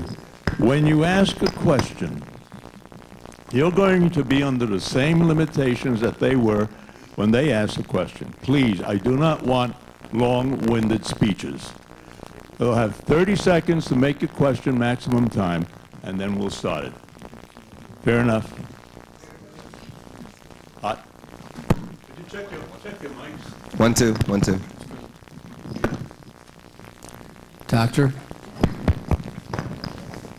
Yes. Okay, we had a gentleman here that had a question. He's got seniority, so we'll go to him first. Okay, gentlemen, my question is, given the controversial atmosphere around here, and also in Naples, how would you make a decision on how to vote? Up or down, yay or nay, on a controversial position? I'm not asking your particular position on any one individual item. Just how would you make your decision? You know, that's a very, very good question, because that really does get to the heart of what's wrong with much of Marco, and it's the fact that the city council did not solicit, and when they received, they ignored the input from the citizens. So, to answer your question, if you're going to have harmony, you have to ask and listen to what the citizens have to say. So that's how I would try to promote harmony. Most of the decisions on Marco Island are made between Wednesday and the following Monday. The packets come out of City Hall on Wednesday. They're sent to the city councilors. They're put up online shortly thereafter. We all get to read how many millions they're planning on spending this week. And we walk in and we watch the 7 councilors spend millions and millions of our tax dollars without adequate information. That is the key. The way I would make a decision is I would educate myself on whatever it is that we're deciding on, and not until I was comfortable. And if that's 2 weeks, 4 weeks, a month, or a year, I don't care. Until I am comfortable that I understand what I am spending your money on, I will not make the decision. Thank you.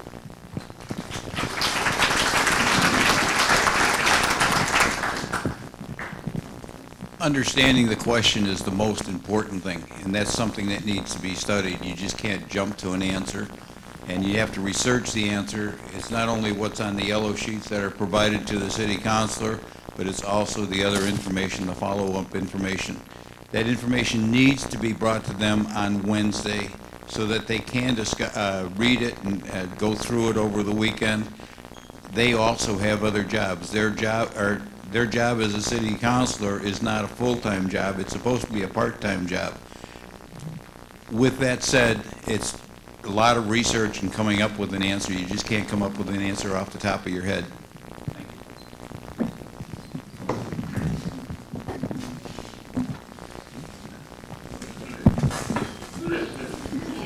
The root core of our problems and frustrations here on Marco is disinformation. If you define the problem with true facts, the solution presents itself. We get so many misinformation, misdistortions, and just pipe dreams thrown at us that it's really difficult to know what the truth is, which makes the decision-making process extremely difficult. It goes all the way back to Vicky Kelber and this fecal chloroform in our canals. We're spending $150 million on that lie. And if you find what the truth is, define the truth, then the decision makes itself. And I think you have to go to the people that are impacted and allow them to have a role in the decision. If they're impacted, if it's their money, they've got a right to make their role felt. And once you come to a decision, you have to sell it to the people. And if you can't sell it to the people, it's probably the wrong decision, and you don't go forward with it.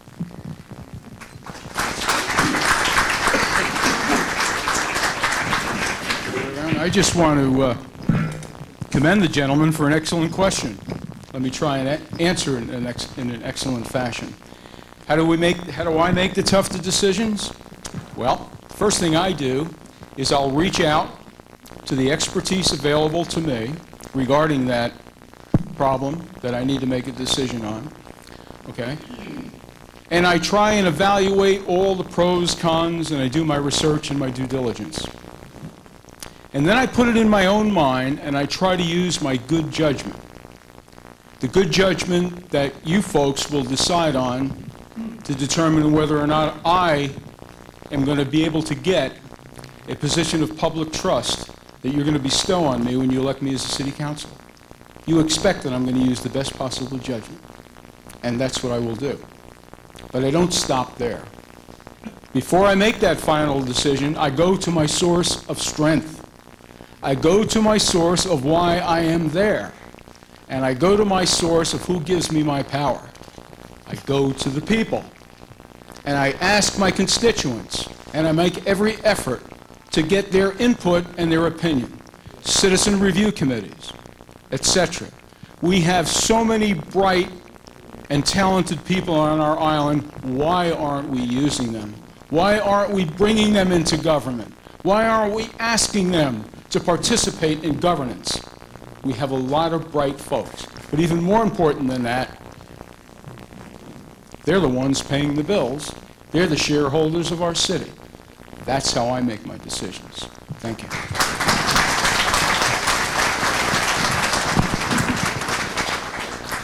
Joseph, it must be something in the holy water, that early Mass, because I totally agree with what you say. I would, just to embellish a little bit what Joe said, because I totally agree. It's the key is, of course, doing your, I mean, that's a given. You have to do your due diligence. You have to do your own research. But once you've done that and begun to formulate opinions, it doesn't matter what I think. What's important is what do the people want to do. And I think what's important is exactly what Joe talked about, and that is citizen councils. And my thought on it is, it's the key thing in citizen councils is on any issue, I guarantee you, there's a left and there's a right. Somewhere in the middle, you've got to get to. So what I'm proposing are citizen councils that have equal number of pro, equal number of anti. And you build consensus in that room. If you can build consensus in that room, then you can build consensus on the island. And this again gets back to just being positive. This is what you do.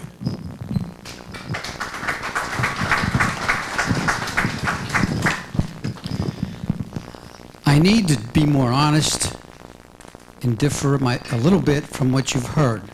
We all want to say we're all going to make communication great, the best, better.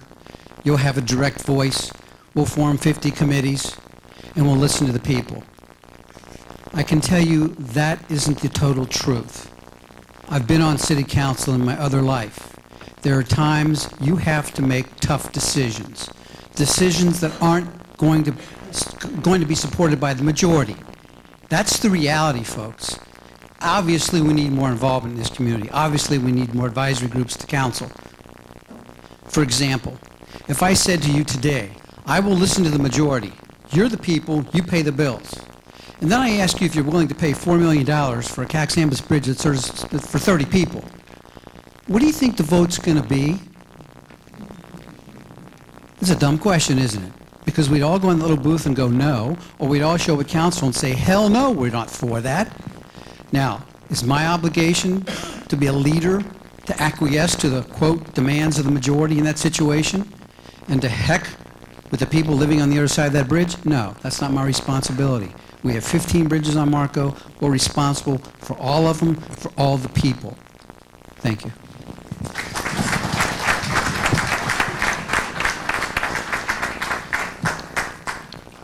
I'd like to alternate genders. Can I have a question from a female, please? No, you were first back there.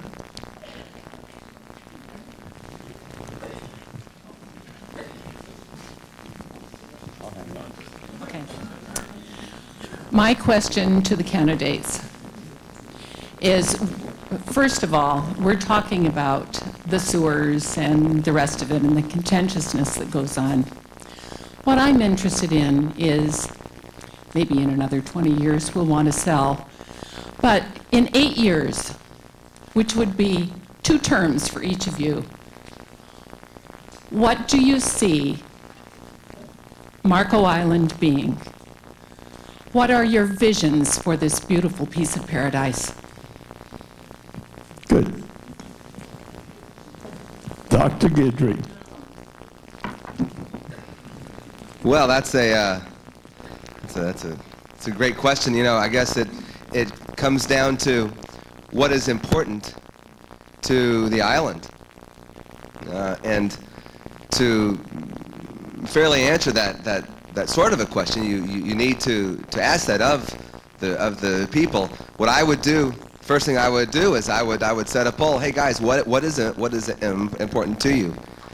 Is it something that's necessary, something that's needed, or something that's nice to have? And then you have to prioritize those wishes that the island has. But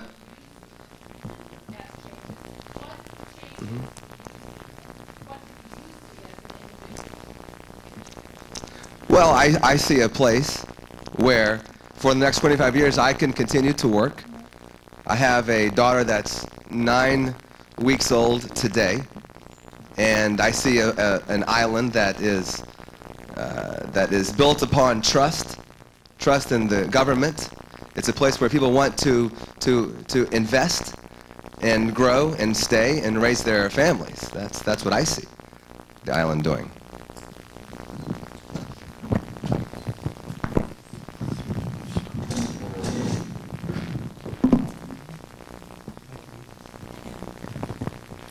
I see paradise, and not in 8 years, hopefully in 2 years or less. We need to end the construction. We need to clean up the way the city looks when we drive into it, so that people coming here get the same feeling that my wife and I got when we came across that bridge in 1998. We knew that we were going to come here and live the rest of our lives here. This is and was and can again be paradise. We will have the most beautiful island possible. We will have a utility that works for our people. We will all have reuse water. We will be a friend to South Florida Water Management District rather than the biggest pig at the end of the pipe. We will conserve water. We will lower our utility rates. We will live once again in paradise.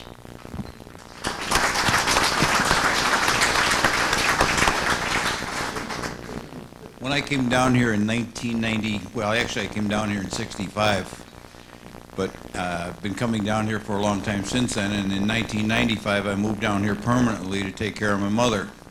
What I saw in Marco Island was Collier Boulevard was a place where every time it rained for 5 minutes, we had a flood going across the road. That's very true.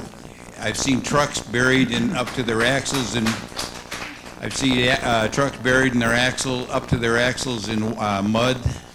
And I like Collier Boulevard the way it is now. I think it's a great improvement, and I'll be happy when it's through.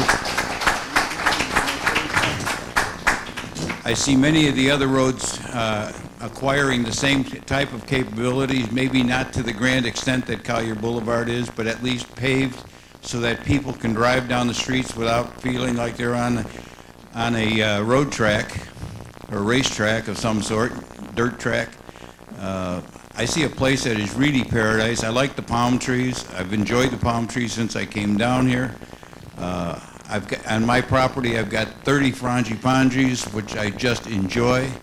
I see a place that is really paradise, and I would love to see that more around the island. I would like to see some of my neighbors upgrade their homes. I'm just in taking care of them.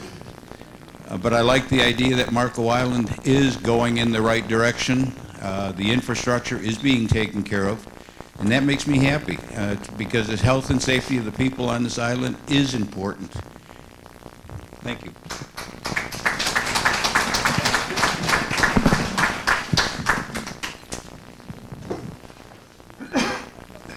I think my vision's a little shorter.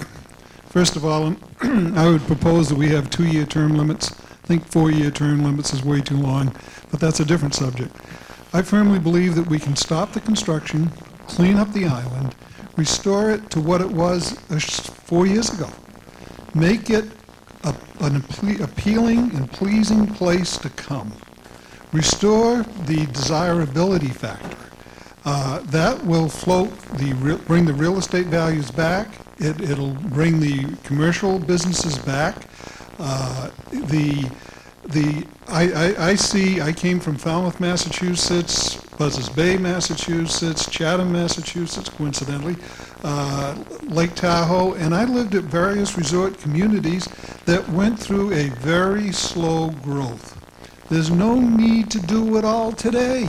We don't have to make this happen in 4 years. If we need a sewer system, we can do it in 15 years. Because this sewer system's no emergency. Much of the things that we're doing today could easily be done on a much more rational basis. I run a major business. Started it, founded it, and I live with priorities to figure out how to budget, how to plan ahead for the future, how to do things sequentially, and do things with advanced planning as opposed to the knee-jerk reflexes that we seem to have in our city management. And I think that we just clean it up, polish it up, and take a break. Rest, let everybody recover, and then we say, okay, what do we need to do next? And it doesn't need to be a big deal. I see, Don Farmer likes to call it Marysville, or what's he call it? Mayberry. I see Mayberry. You know, I want to see a nice, comfortable retirement community.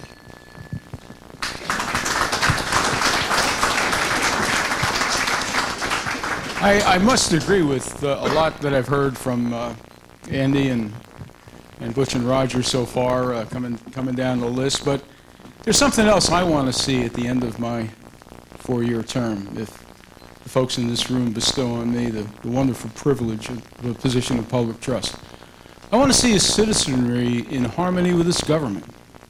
I want to see a city council that has developed over the years, perhaps with my help and others, credibility, a sense of honesty, a sense of integrity, okay?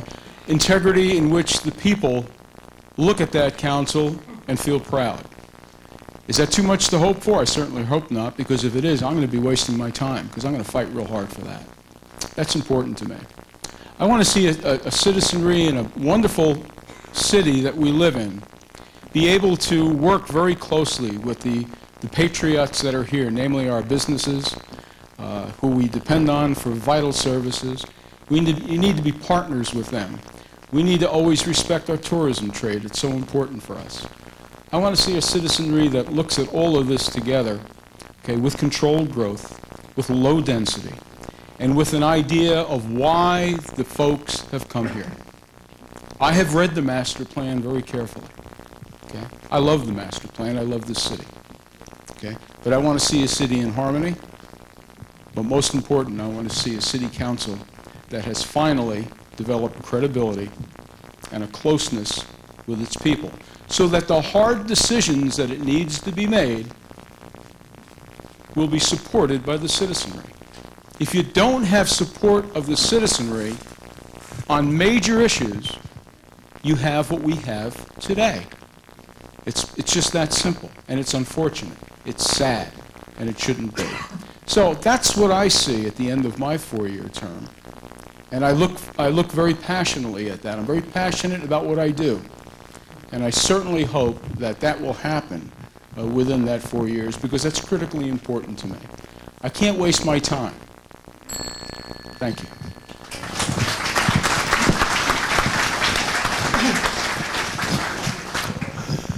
I'm a little fearful of what 8 years will be. I think we'll be an aging population. I think we're not going to be renewing our youth on this island other than the children that are here.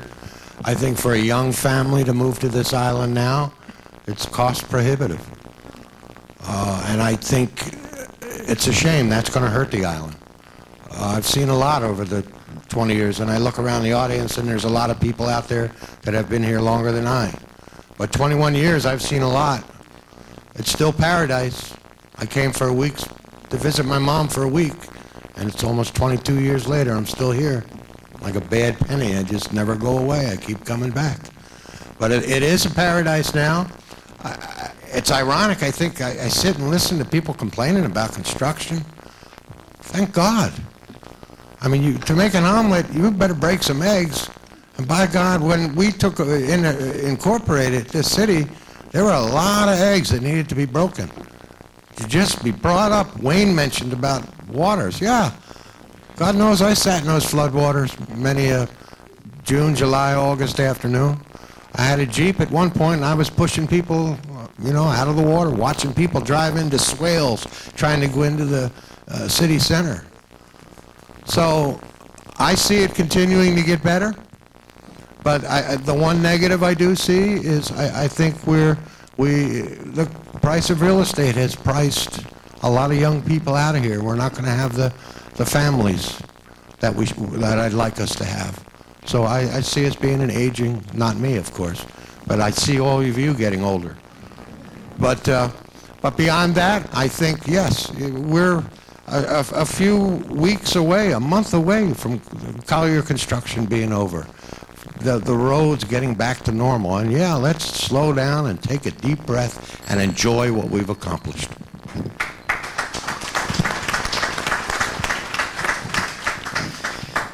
My vision is biased by my history of family, the number of children I have that span generations, and grandchildren. My vision is a community, a mixture of retirees, wise, virulent retirees, and a mixture of families, kids at the parks, grandkids at the parks, using the bikeways, using the walkways. I see a top tourist destination and a top place to live. I see a government that's open, warm, and receptive. Not an alien concept. On the council that I served on up north, we had students sit with council members at each meeting, different students who were interested in government. They discussed, they participated, they interacted with the crowd. That's the kind of environment we need throughout the cross-section of the generations. That's the kind of environment we need. And, lastly, considering 50% of all of our tax dollars go to the Collier County Board of Education, 50% to the Collier County Board of Education, I'm looking forward, with all the pressure in government we can apply, to seeing a golden high school on Track K. Thank you.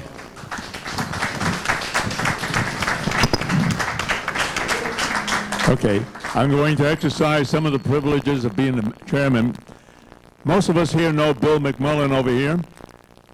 He asked me earlier to have a question, so I'm going to defer to him. And incidentally, from here on out, that clock's running too fast. We're going to limit your answers, gentlemen, to 1 minute. I want to get more questions from the audience in.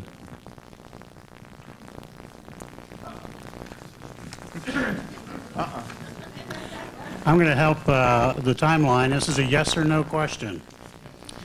In May of this year, our senior state legislatures, and Senator Pruitt, who heads up the Senate, and House Representative Rubino, who head up the House, issued a joint statement saying the taxes are crushing Floridians. And they pledge to pass a Tax Reform Act. And in June of this year, they passed a Tax Reform Act that essentially reduced our taxes 9% below the 2006 levels. Every single state senator and every single legislator but one voted for it. My question to you is, do you embrace tax reform for the Floridians and certainly Marco Island? 1 minute, gentlemen. He said yes or no, so the answer is yes. Yes. Let me think about that. Yes. Very strongly. Absolutely yes, Bill. A question that long-winded needs more than yes or no. I think Marco Island responded to your question, Bill, 10 years ago when we put the cap in. We have been fiscally responsible through the cityhood as I know it, and of course, I'm all for it.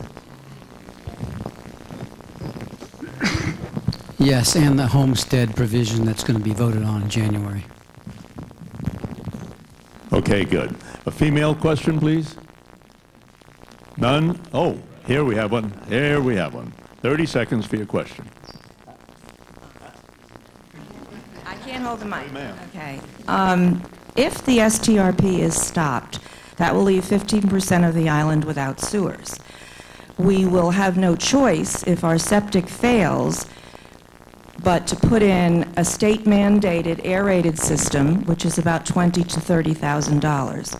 My question is, since you want to know what the people think, would you support a referendum of those 15% of us without sewers as to whether or not we actually want the STRP stopped or continued? Well, that is an interesting question. To be honest, I hadn't considered that. I don't really know that you can physically do that, because if you're asking 15% of the people to decide what 100% of the island has to do, that doesn't sound quite fair. But I would try to do my best to listen to those 15% and try to find a way so they. I'm trying to answer your question. I'm trying to answer it. I would try to find some way to listen to those 50% and try to satisfy whatever need you can, just as long as you don't punish the rest of the island for those 15%.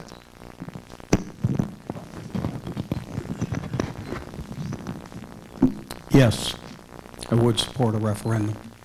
However, there's another vehicle available to us, and that is that if anyone in an area where they believe that they want to continue and have sewers put in can, amongst themselves, agree to be specially assessed and go door to door, lobby your neighbors, and if you get 50% of them, not unlike you would have to do with a referendum, you could present that to the city council and they would have to abide by your wishes. That, by the way, is the way the special assessment law was originally written, for citizens to lobby their government to do something for them that they're willing to pay for, rather than having their government cram that down their throats.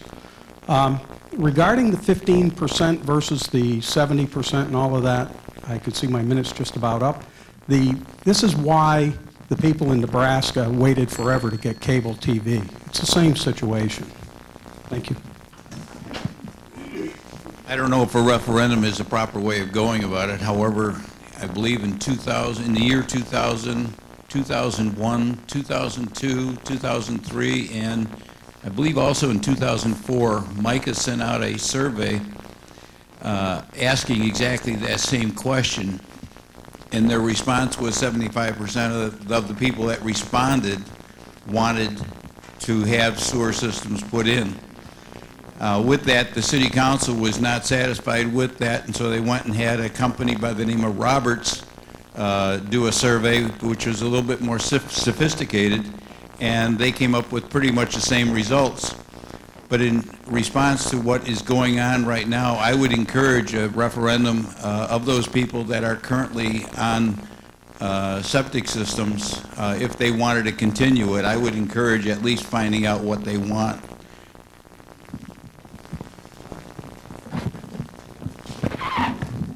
Yes, I'd support the referendum. I spoke strongly back in June when we sent out the ballot for the special assessment. If you recall, on June 29th, we all voted whether or not we wanted to have the $10,000 subsidy by the city for our septic systems. I spoke strongly to the council. Here's the ideal opportunity. Add one more question. Do you want sewer or not? Vote it up or down. Doesn't cost 3 cents more to do it. Council flat refused to do it because of public opinion, despite, I've never seen these Micah surveys. They may exist, but I honestly have never seen them. I've asked for them. Nobody's ever showed to me where 75% of the people approve the septic system. But in any event, yes, I approve it. If people in a district want to have the septic system in their area, as Mr. Nayland said, it's their right to go to the government and say, I mean, the sewer system. They can go to the, if we on Osprey wanted to have the sewer line on our street, I go up and down the street and see my neighbors and say, hey guys, we want a sewer line, city has to put it in. We get assessed, city puts it in. I think one of the things you're going to learn from the new city council is that it's going to be a very clear fact that citizens have the clear right to petition their government for change. Hopefully, you'll have a very welcome government that will want to discuss things back and forth. I have committed myself to the people of this island that I will stop the STRP, unequivocally. If I'm elected, I will stop the STRP and I will make the motion or I'll support the motion. There's no question to that. However, as I've said tonight in many, many things, I respect the people's right to petition their government and make their feelings known. Had the people had that right, we wouldn't have had such animosity with the city litigating against people's right to petition. If the people do their due diligence and their due process and request the referendum, I would absolutely respect that.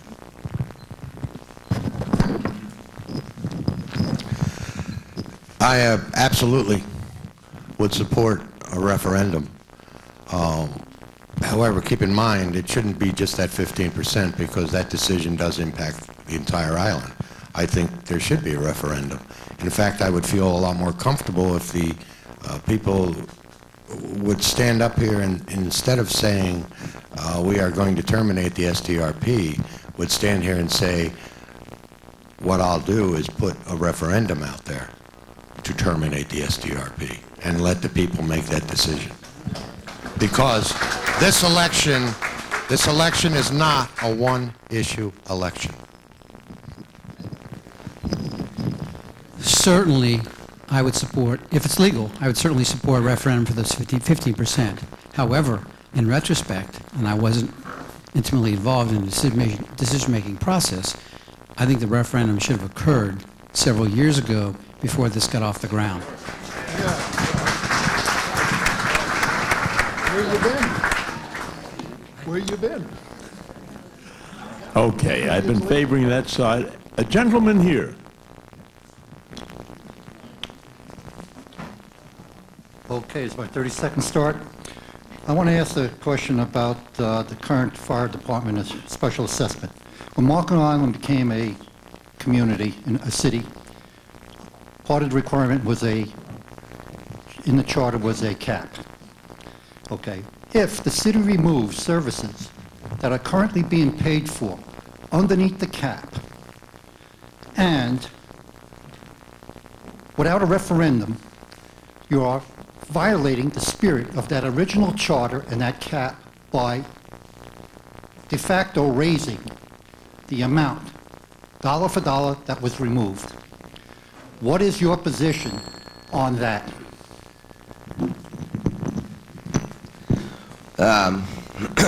The way that I understand this the fire assessment is the city is looking for a way to get funding which is outside of the property taxes. Okay, well that by itself is not a bad thought. But the fact remains that whatever they do, if they pull $1 out of our pocket for fire assessment, they better put $1 back in for taxes. You can't take out $1 for fire and then not put it back in from the taxes. So does that answer your question? Right, okay. I'm going to... Yeah, well, basically, I think the question, just to paraphrase, using that fire assessment as the first example, maybe that's what you said. The cap itself may not be legal, but the cap should cover every single dollar that the city spends. That's my opinion of the cap.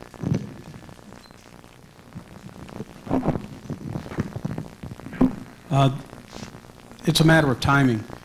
If the fire assessment is passed and the $3.8 million is going to be specially assessed, then the $3.8 million the cap should be reduced by the $3.8 million prior to calculating the next year's budget. However, if it's one of these deals that lapses over September 30, we may end up calculating next year's budget with that $3.8 million in it and having done the special assessment in November, in effect giving the city another $3.8 million to access under the cap.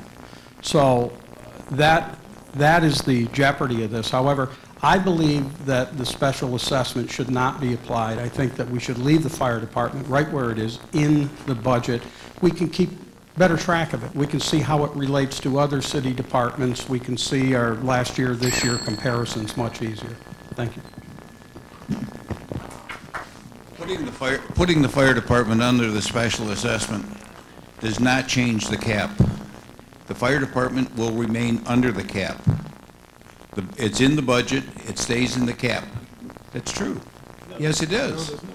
They are not removing it from the cap. They are removing it so that the funds from the ad valorem taxes remain the same, but the fire district is taken out of the ad valorem taxes. It still stays under the cap. Well, I think I must have gone to the wrong meeting. It clearly comes out from the cap. There's no doubt about it. They made it very clear. It's a revenue-enhancing move. It's to generate more money for the city. And Mr. Tucker said that most explicitly. If it was, what other purpose would it serve to take it out from our tax base and put it into a special assessment where we're immediately paying a third more because we can't deduct it from our income taxes? As it sits now, we deduct it from our income taxes. Why take $4 million out from that we can deduct, pull it out from our taxes, make a special assessment out of it that we cannot deduct, and it's only to free up that $4 million. And Tucker said that clear as a bell, and it was the point is that this is where the money's going to come for the bridges, to repair the bridges. The other thing that's not being recognized is we now create a whole new bureaucracy we don't have any control over. We got a fire district that runs itself. They go out and do their own budget, and they buy their own trucks and buses and hire firemen, and we don't have any control. Thank you.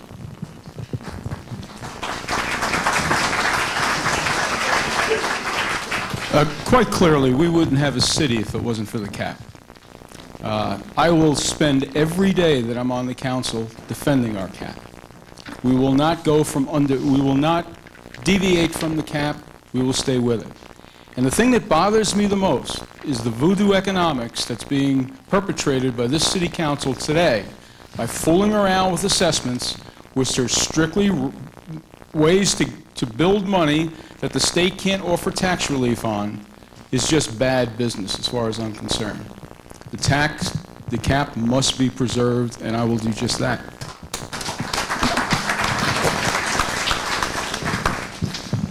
Until the election in January, and I'm not talking about our city council election, until we see what the impact is from the referendums that are statewide on the impact fees, I mean on homesteading rather. If that homestead gets doubled and if portability is put into place, we could sit here and say, oh, we can all be pie in the sky and talk about, oh yeah, let's keep that cap and we're not going to need more money. Folks, we're going to have the same problems. And you may as well face the fact now, we may have to pay more taxes. And if we want to have our infrastructure repaired, I don't want to be the one driving across the bridge when it goes down. I'm not saying we're going to be doing fluffy, duffy stuff, but when it comes to a bridge being repaired, I don't like it either.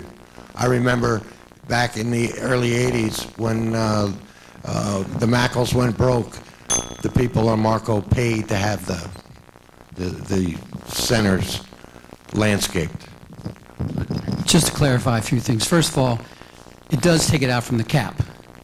Now, most government officials around the state will tell you they do that in order to preserve and protect your source of funding for an essential service.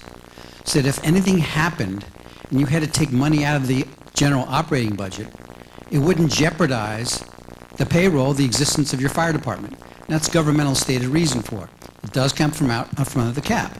Now, those of us who are more pragmatic about these things understand it also frees up revenue without exceeding the cap to bring it into the general operating fund. Now, one correction I'd like to make, because it has its own source of funding, does not mean it's not subject to the city control. It totally is. We have enterprise funds that sustain their own operations. The utilities one. The city has 126 employees that come out of the general operating budget, 126.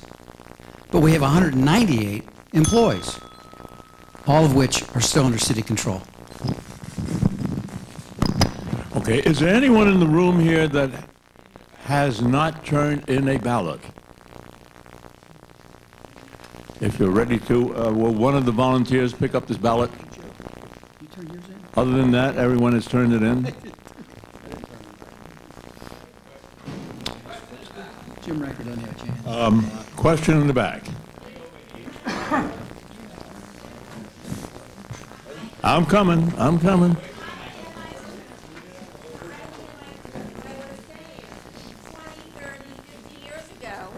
They put in tanks for gasoline and things, and now they're finding out that they leaked and they went into the water system up north.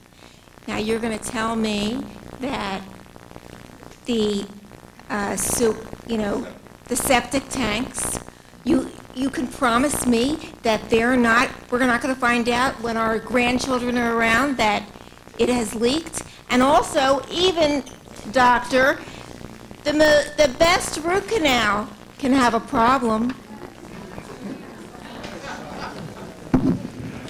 Okay, I'm going to have to shorten this down because look at that time. And we want to get the results of this ballot in. So let's go on and get your minute answer in. Go ahead. Okay, I think the question that she was asking was, do septic tanks leak? Is that kind of what you guys think she's, because I'm a little bit confused. Can I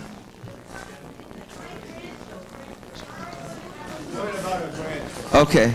All right, can I All right, ladies and gentlemen, please just give them a chance to respond. Can I promise you that the septic tanks 30, 40 years from now will not be polluting your grandkids? Okay. All right, here's the answer. The answer is that if this is a septic tank, I have a hollow steel rod that I go down 3 feet, and I take a soil sample, and I do it here, and I do it there, and I do it on that fourth side. And then you take some blood agar culture, and you can check that soil for levels of fecal form bacteria, for coliform. And if those levels are higher than what the norm is, then that tank needs to be inspected. If that tank is fouled, the owner has two choices. You either put in a new one, or if you have sewer, you can pay and you can be on sewer. So the answer is you have to check them. So if you don't check them, then you're right, no one can tell you for sure. If you check them, then yes, we can say your grandkids will not be fouled. No, you check the soil on the outside of it. Okay, that's the answer. Let's not have a dialogue. The night's rolling on. Go ahead, Butch. I can assure you that sewer pipes leak. I can assure you that hundreds of thousands of gallons leak from sewers every day.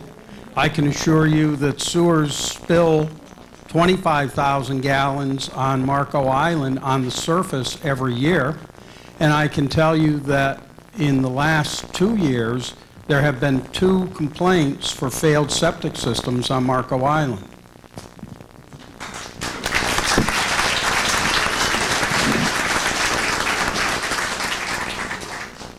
I don't think anybody can guarantee you that septic systems will not leak. That is the nature of the beast. You put them in the ground, you don't know what's happening with that septic system, you don't know where it's going. If the septic tank itself is leaking, you've got a problem. If it's going out into the drain field, it's probably doing a good job. But there's no way it can be guaranteed. We do know that we have infiltration of 1 million gallons a day into our sewer lines when it's raining, which means that we've got 170,000 gallons a day leaking out of our sewer lines when it's not raining. We do know that we've just pumped millions upon millions of gallons of water immediately surrounding our existing septic systems that was pulled out in the dewatering, and we spent tens of thousands of dollars testing these waters, and we have not found any contamination from our septic systems in all these millions of gallons of water that we've dumped in the canal. We know that we've had 2 septic systems, quote, failures, or 2 systems that need attention a year out of 6,000. We know that we had less than 200 gallons of septic system spillage in the last 2 years. At the same time, we had 49,000 in sewage spillage on the surface. So there aren't any guarantees, but we can monitor our septic systems, and we will.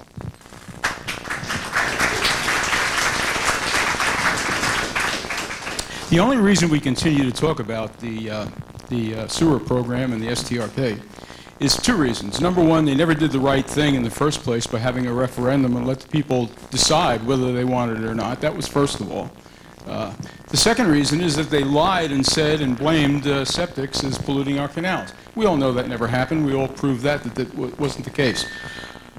I am committed to stopping the STRP.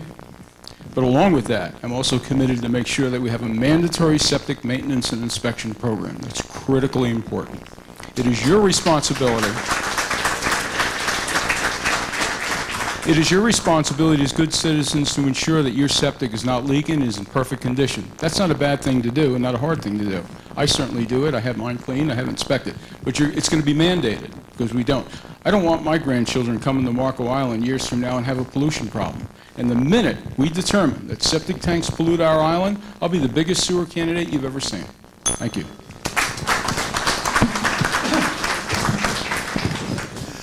I could sit here and tell you a lot of things as well without any facts to back them up, just make statements, but I won't. I'm insinuating nothing.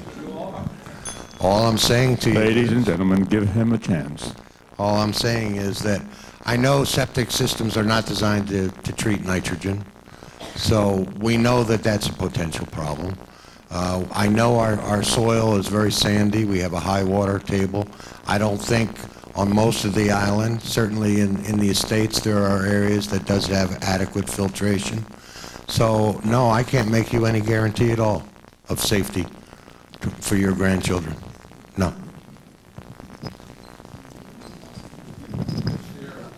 No guarantees. That was the question. That's the answer. I'm sure if we had taped recordings of all the meetings of all the towns throughout the Keys through the 90s, we heard the same things from the city officials saying no problem, no problem. All of a sudden one day the state said, problem, you're going to have sewers now. So all I can say is if the sewer program stopped, I for one am not worried about my septic tank. But I'm telling you, check the numbers. We're all going to pay dearly through water and sewer rates. Don't think for a moment it's going to come from some magic fund somewhere. Over $30 million will be taken out of our pockets in increased sewer and water rates. End of story. Fact. Check it out. Let's talk in March when the numbers come out. We see what happens.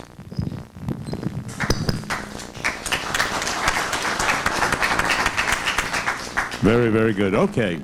That's going to have to close it. Look at that time. We're supposed to be out of here at 9 o'clock. Okay. Dr. Mario has told me that the results are ready of the straw vote.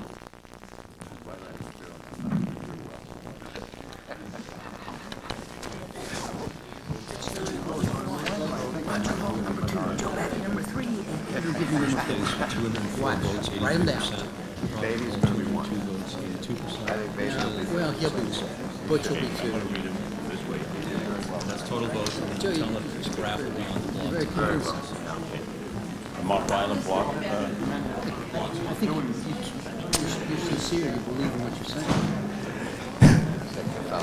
Okay. You've mingled enough. Let's get down to this thing, and then you can do as you see fit. Hello?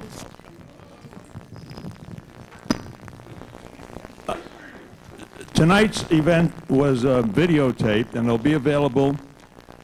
Well, will the videotape be available, do you know? The results will certainly be available on marcoislandblog.blogspot.com. Most of you know that blog by now. The videotape will also be available on preserveourparadise.com. And here's the results. I'm going to start from the bottom and work my way up.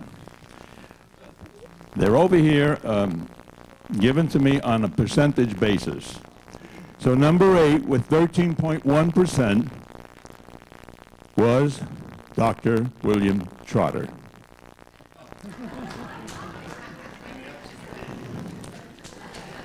Number 7 with 13.9% goes to Mr. Wayne Waldeck. Number 6 with 18% of the vote tonight goes to Mr. Jerry Gibson.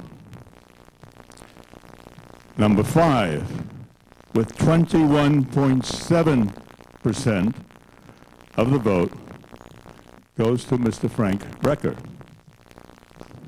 Jim still has a chance. By the way, I should tell you that the results were witnessed by the media here. It wasn't just one man doing it. Number 4, 70.9% of the vote, Dr. Guidry. Number 3, 80.7%, Butch Nealon. Number 2, with 82.0%, Roger Hall. And guess who that leaves for number 1? Congratulations, Joe Beatty. Joe's percentage was 83.0%. Certainly. Here we go, from the bottom. Bill Trotter, 13.1. Mr. Waldeck, 13.9. Mr. Gibson, 18.0. Mr. Recker, 21.7. Dr. Guidry, 70.9. Mr. Nealon, 80.7. Roger Hall, 82.0. Joe Beatty, 83.0. Ladies and gentlemen, thank you so much for coming. We hope it was informative for you. And thank you, Wells.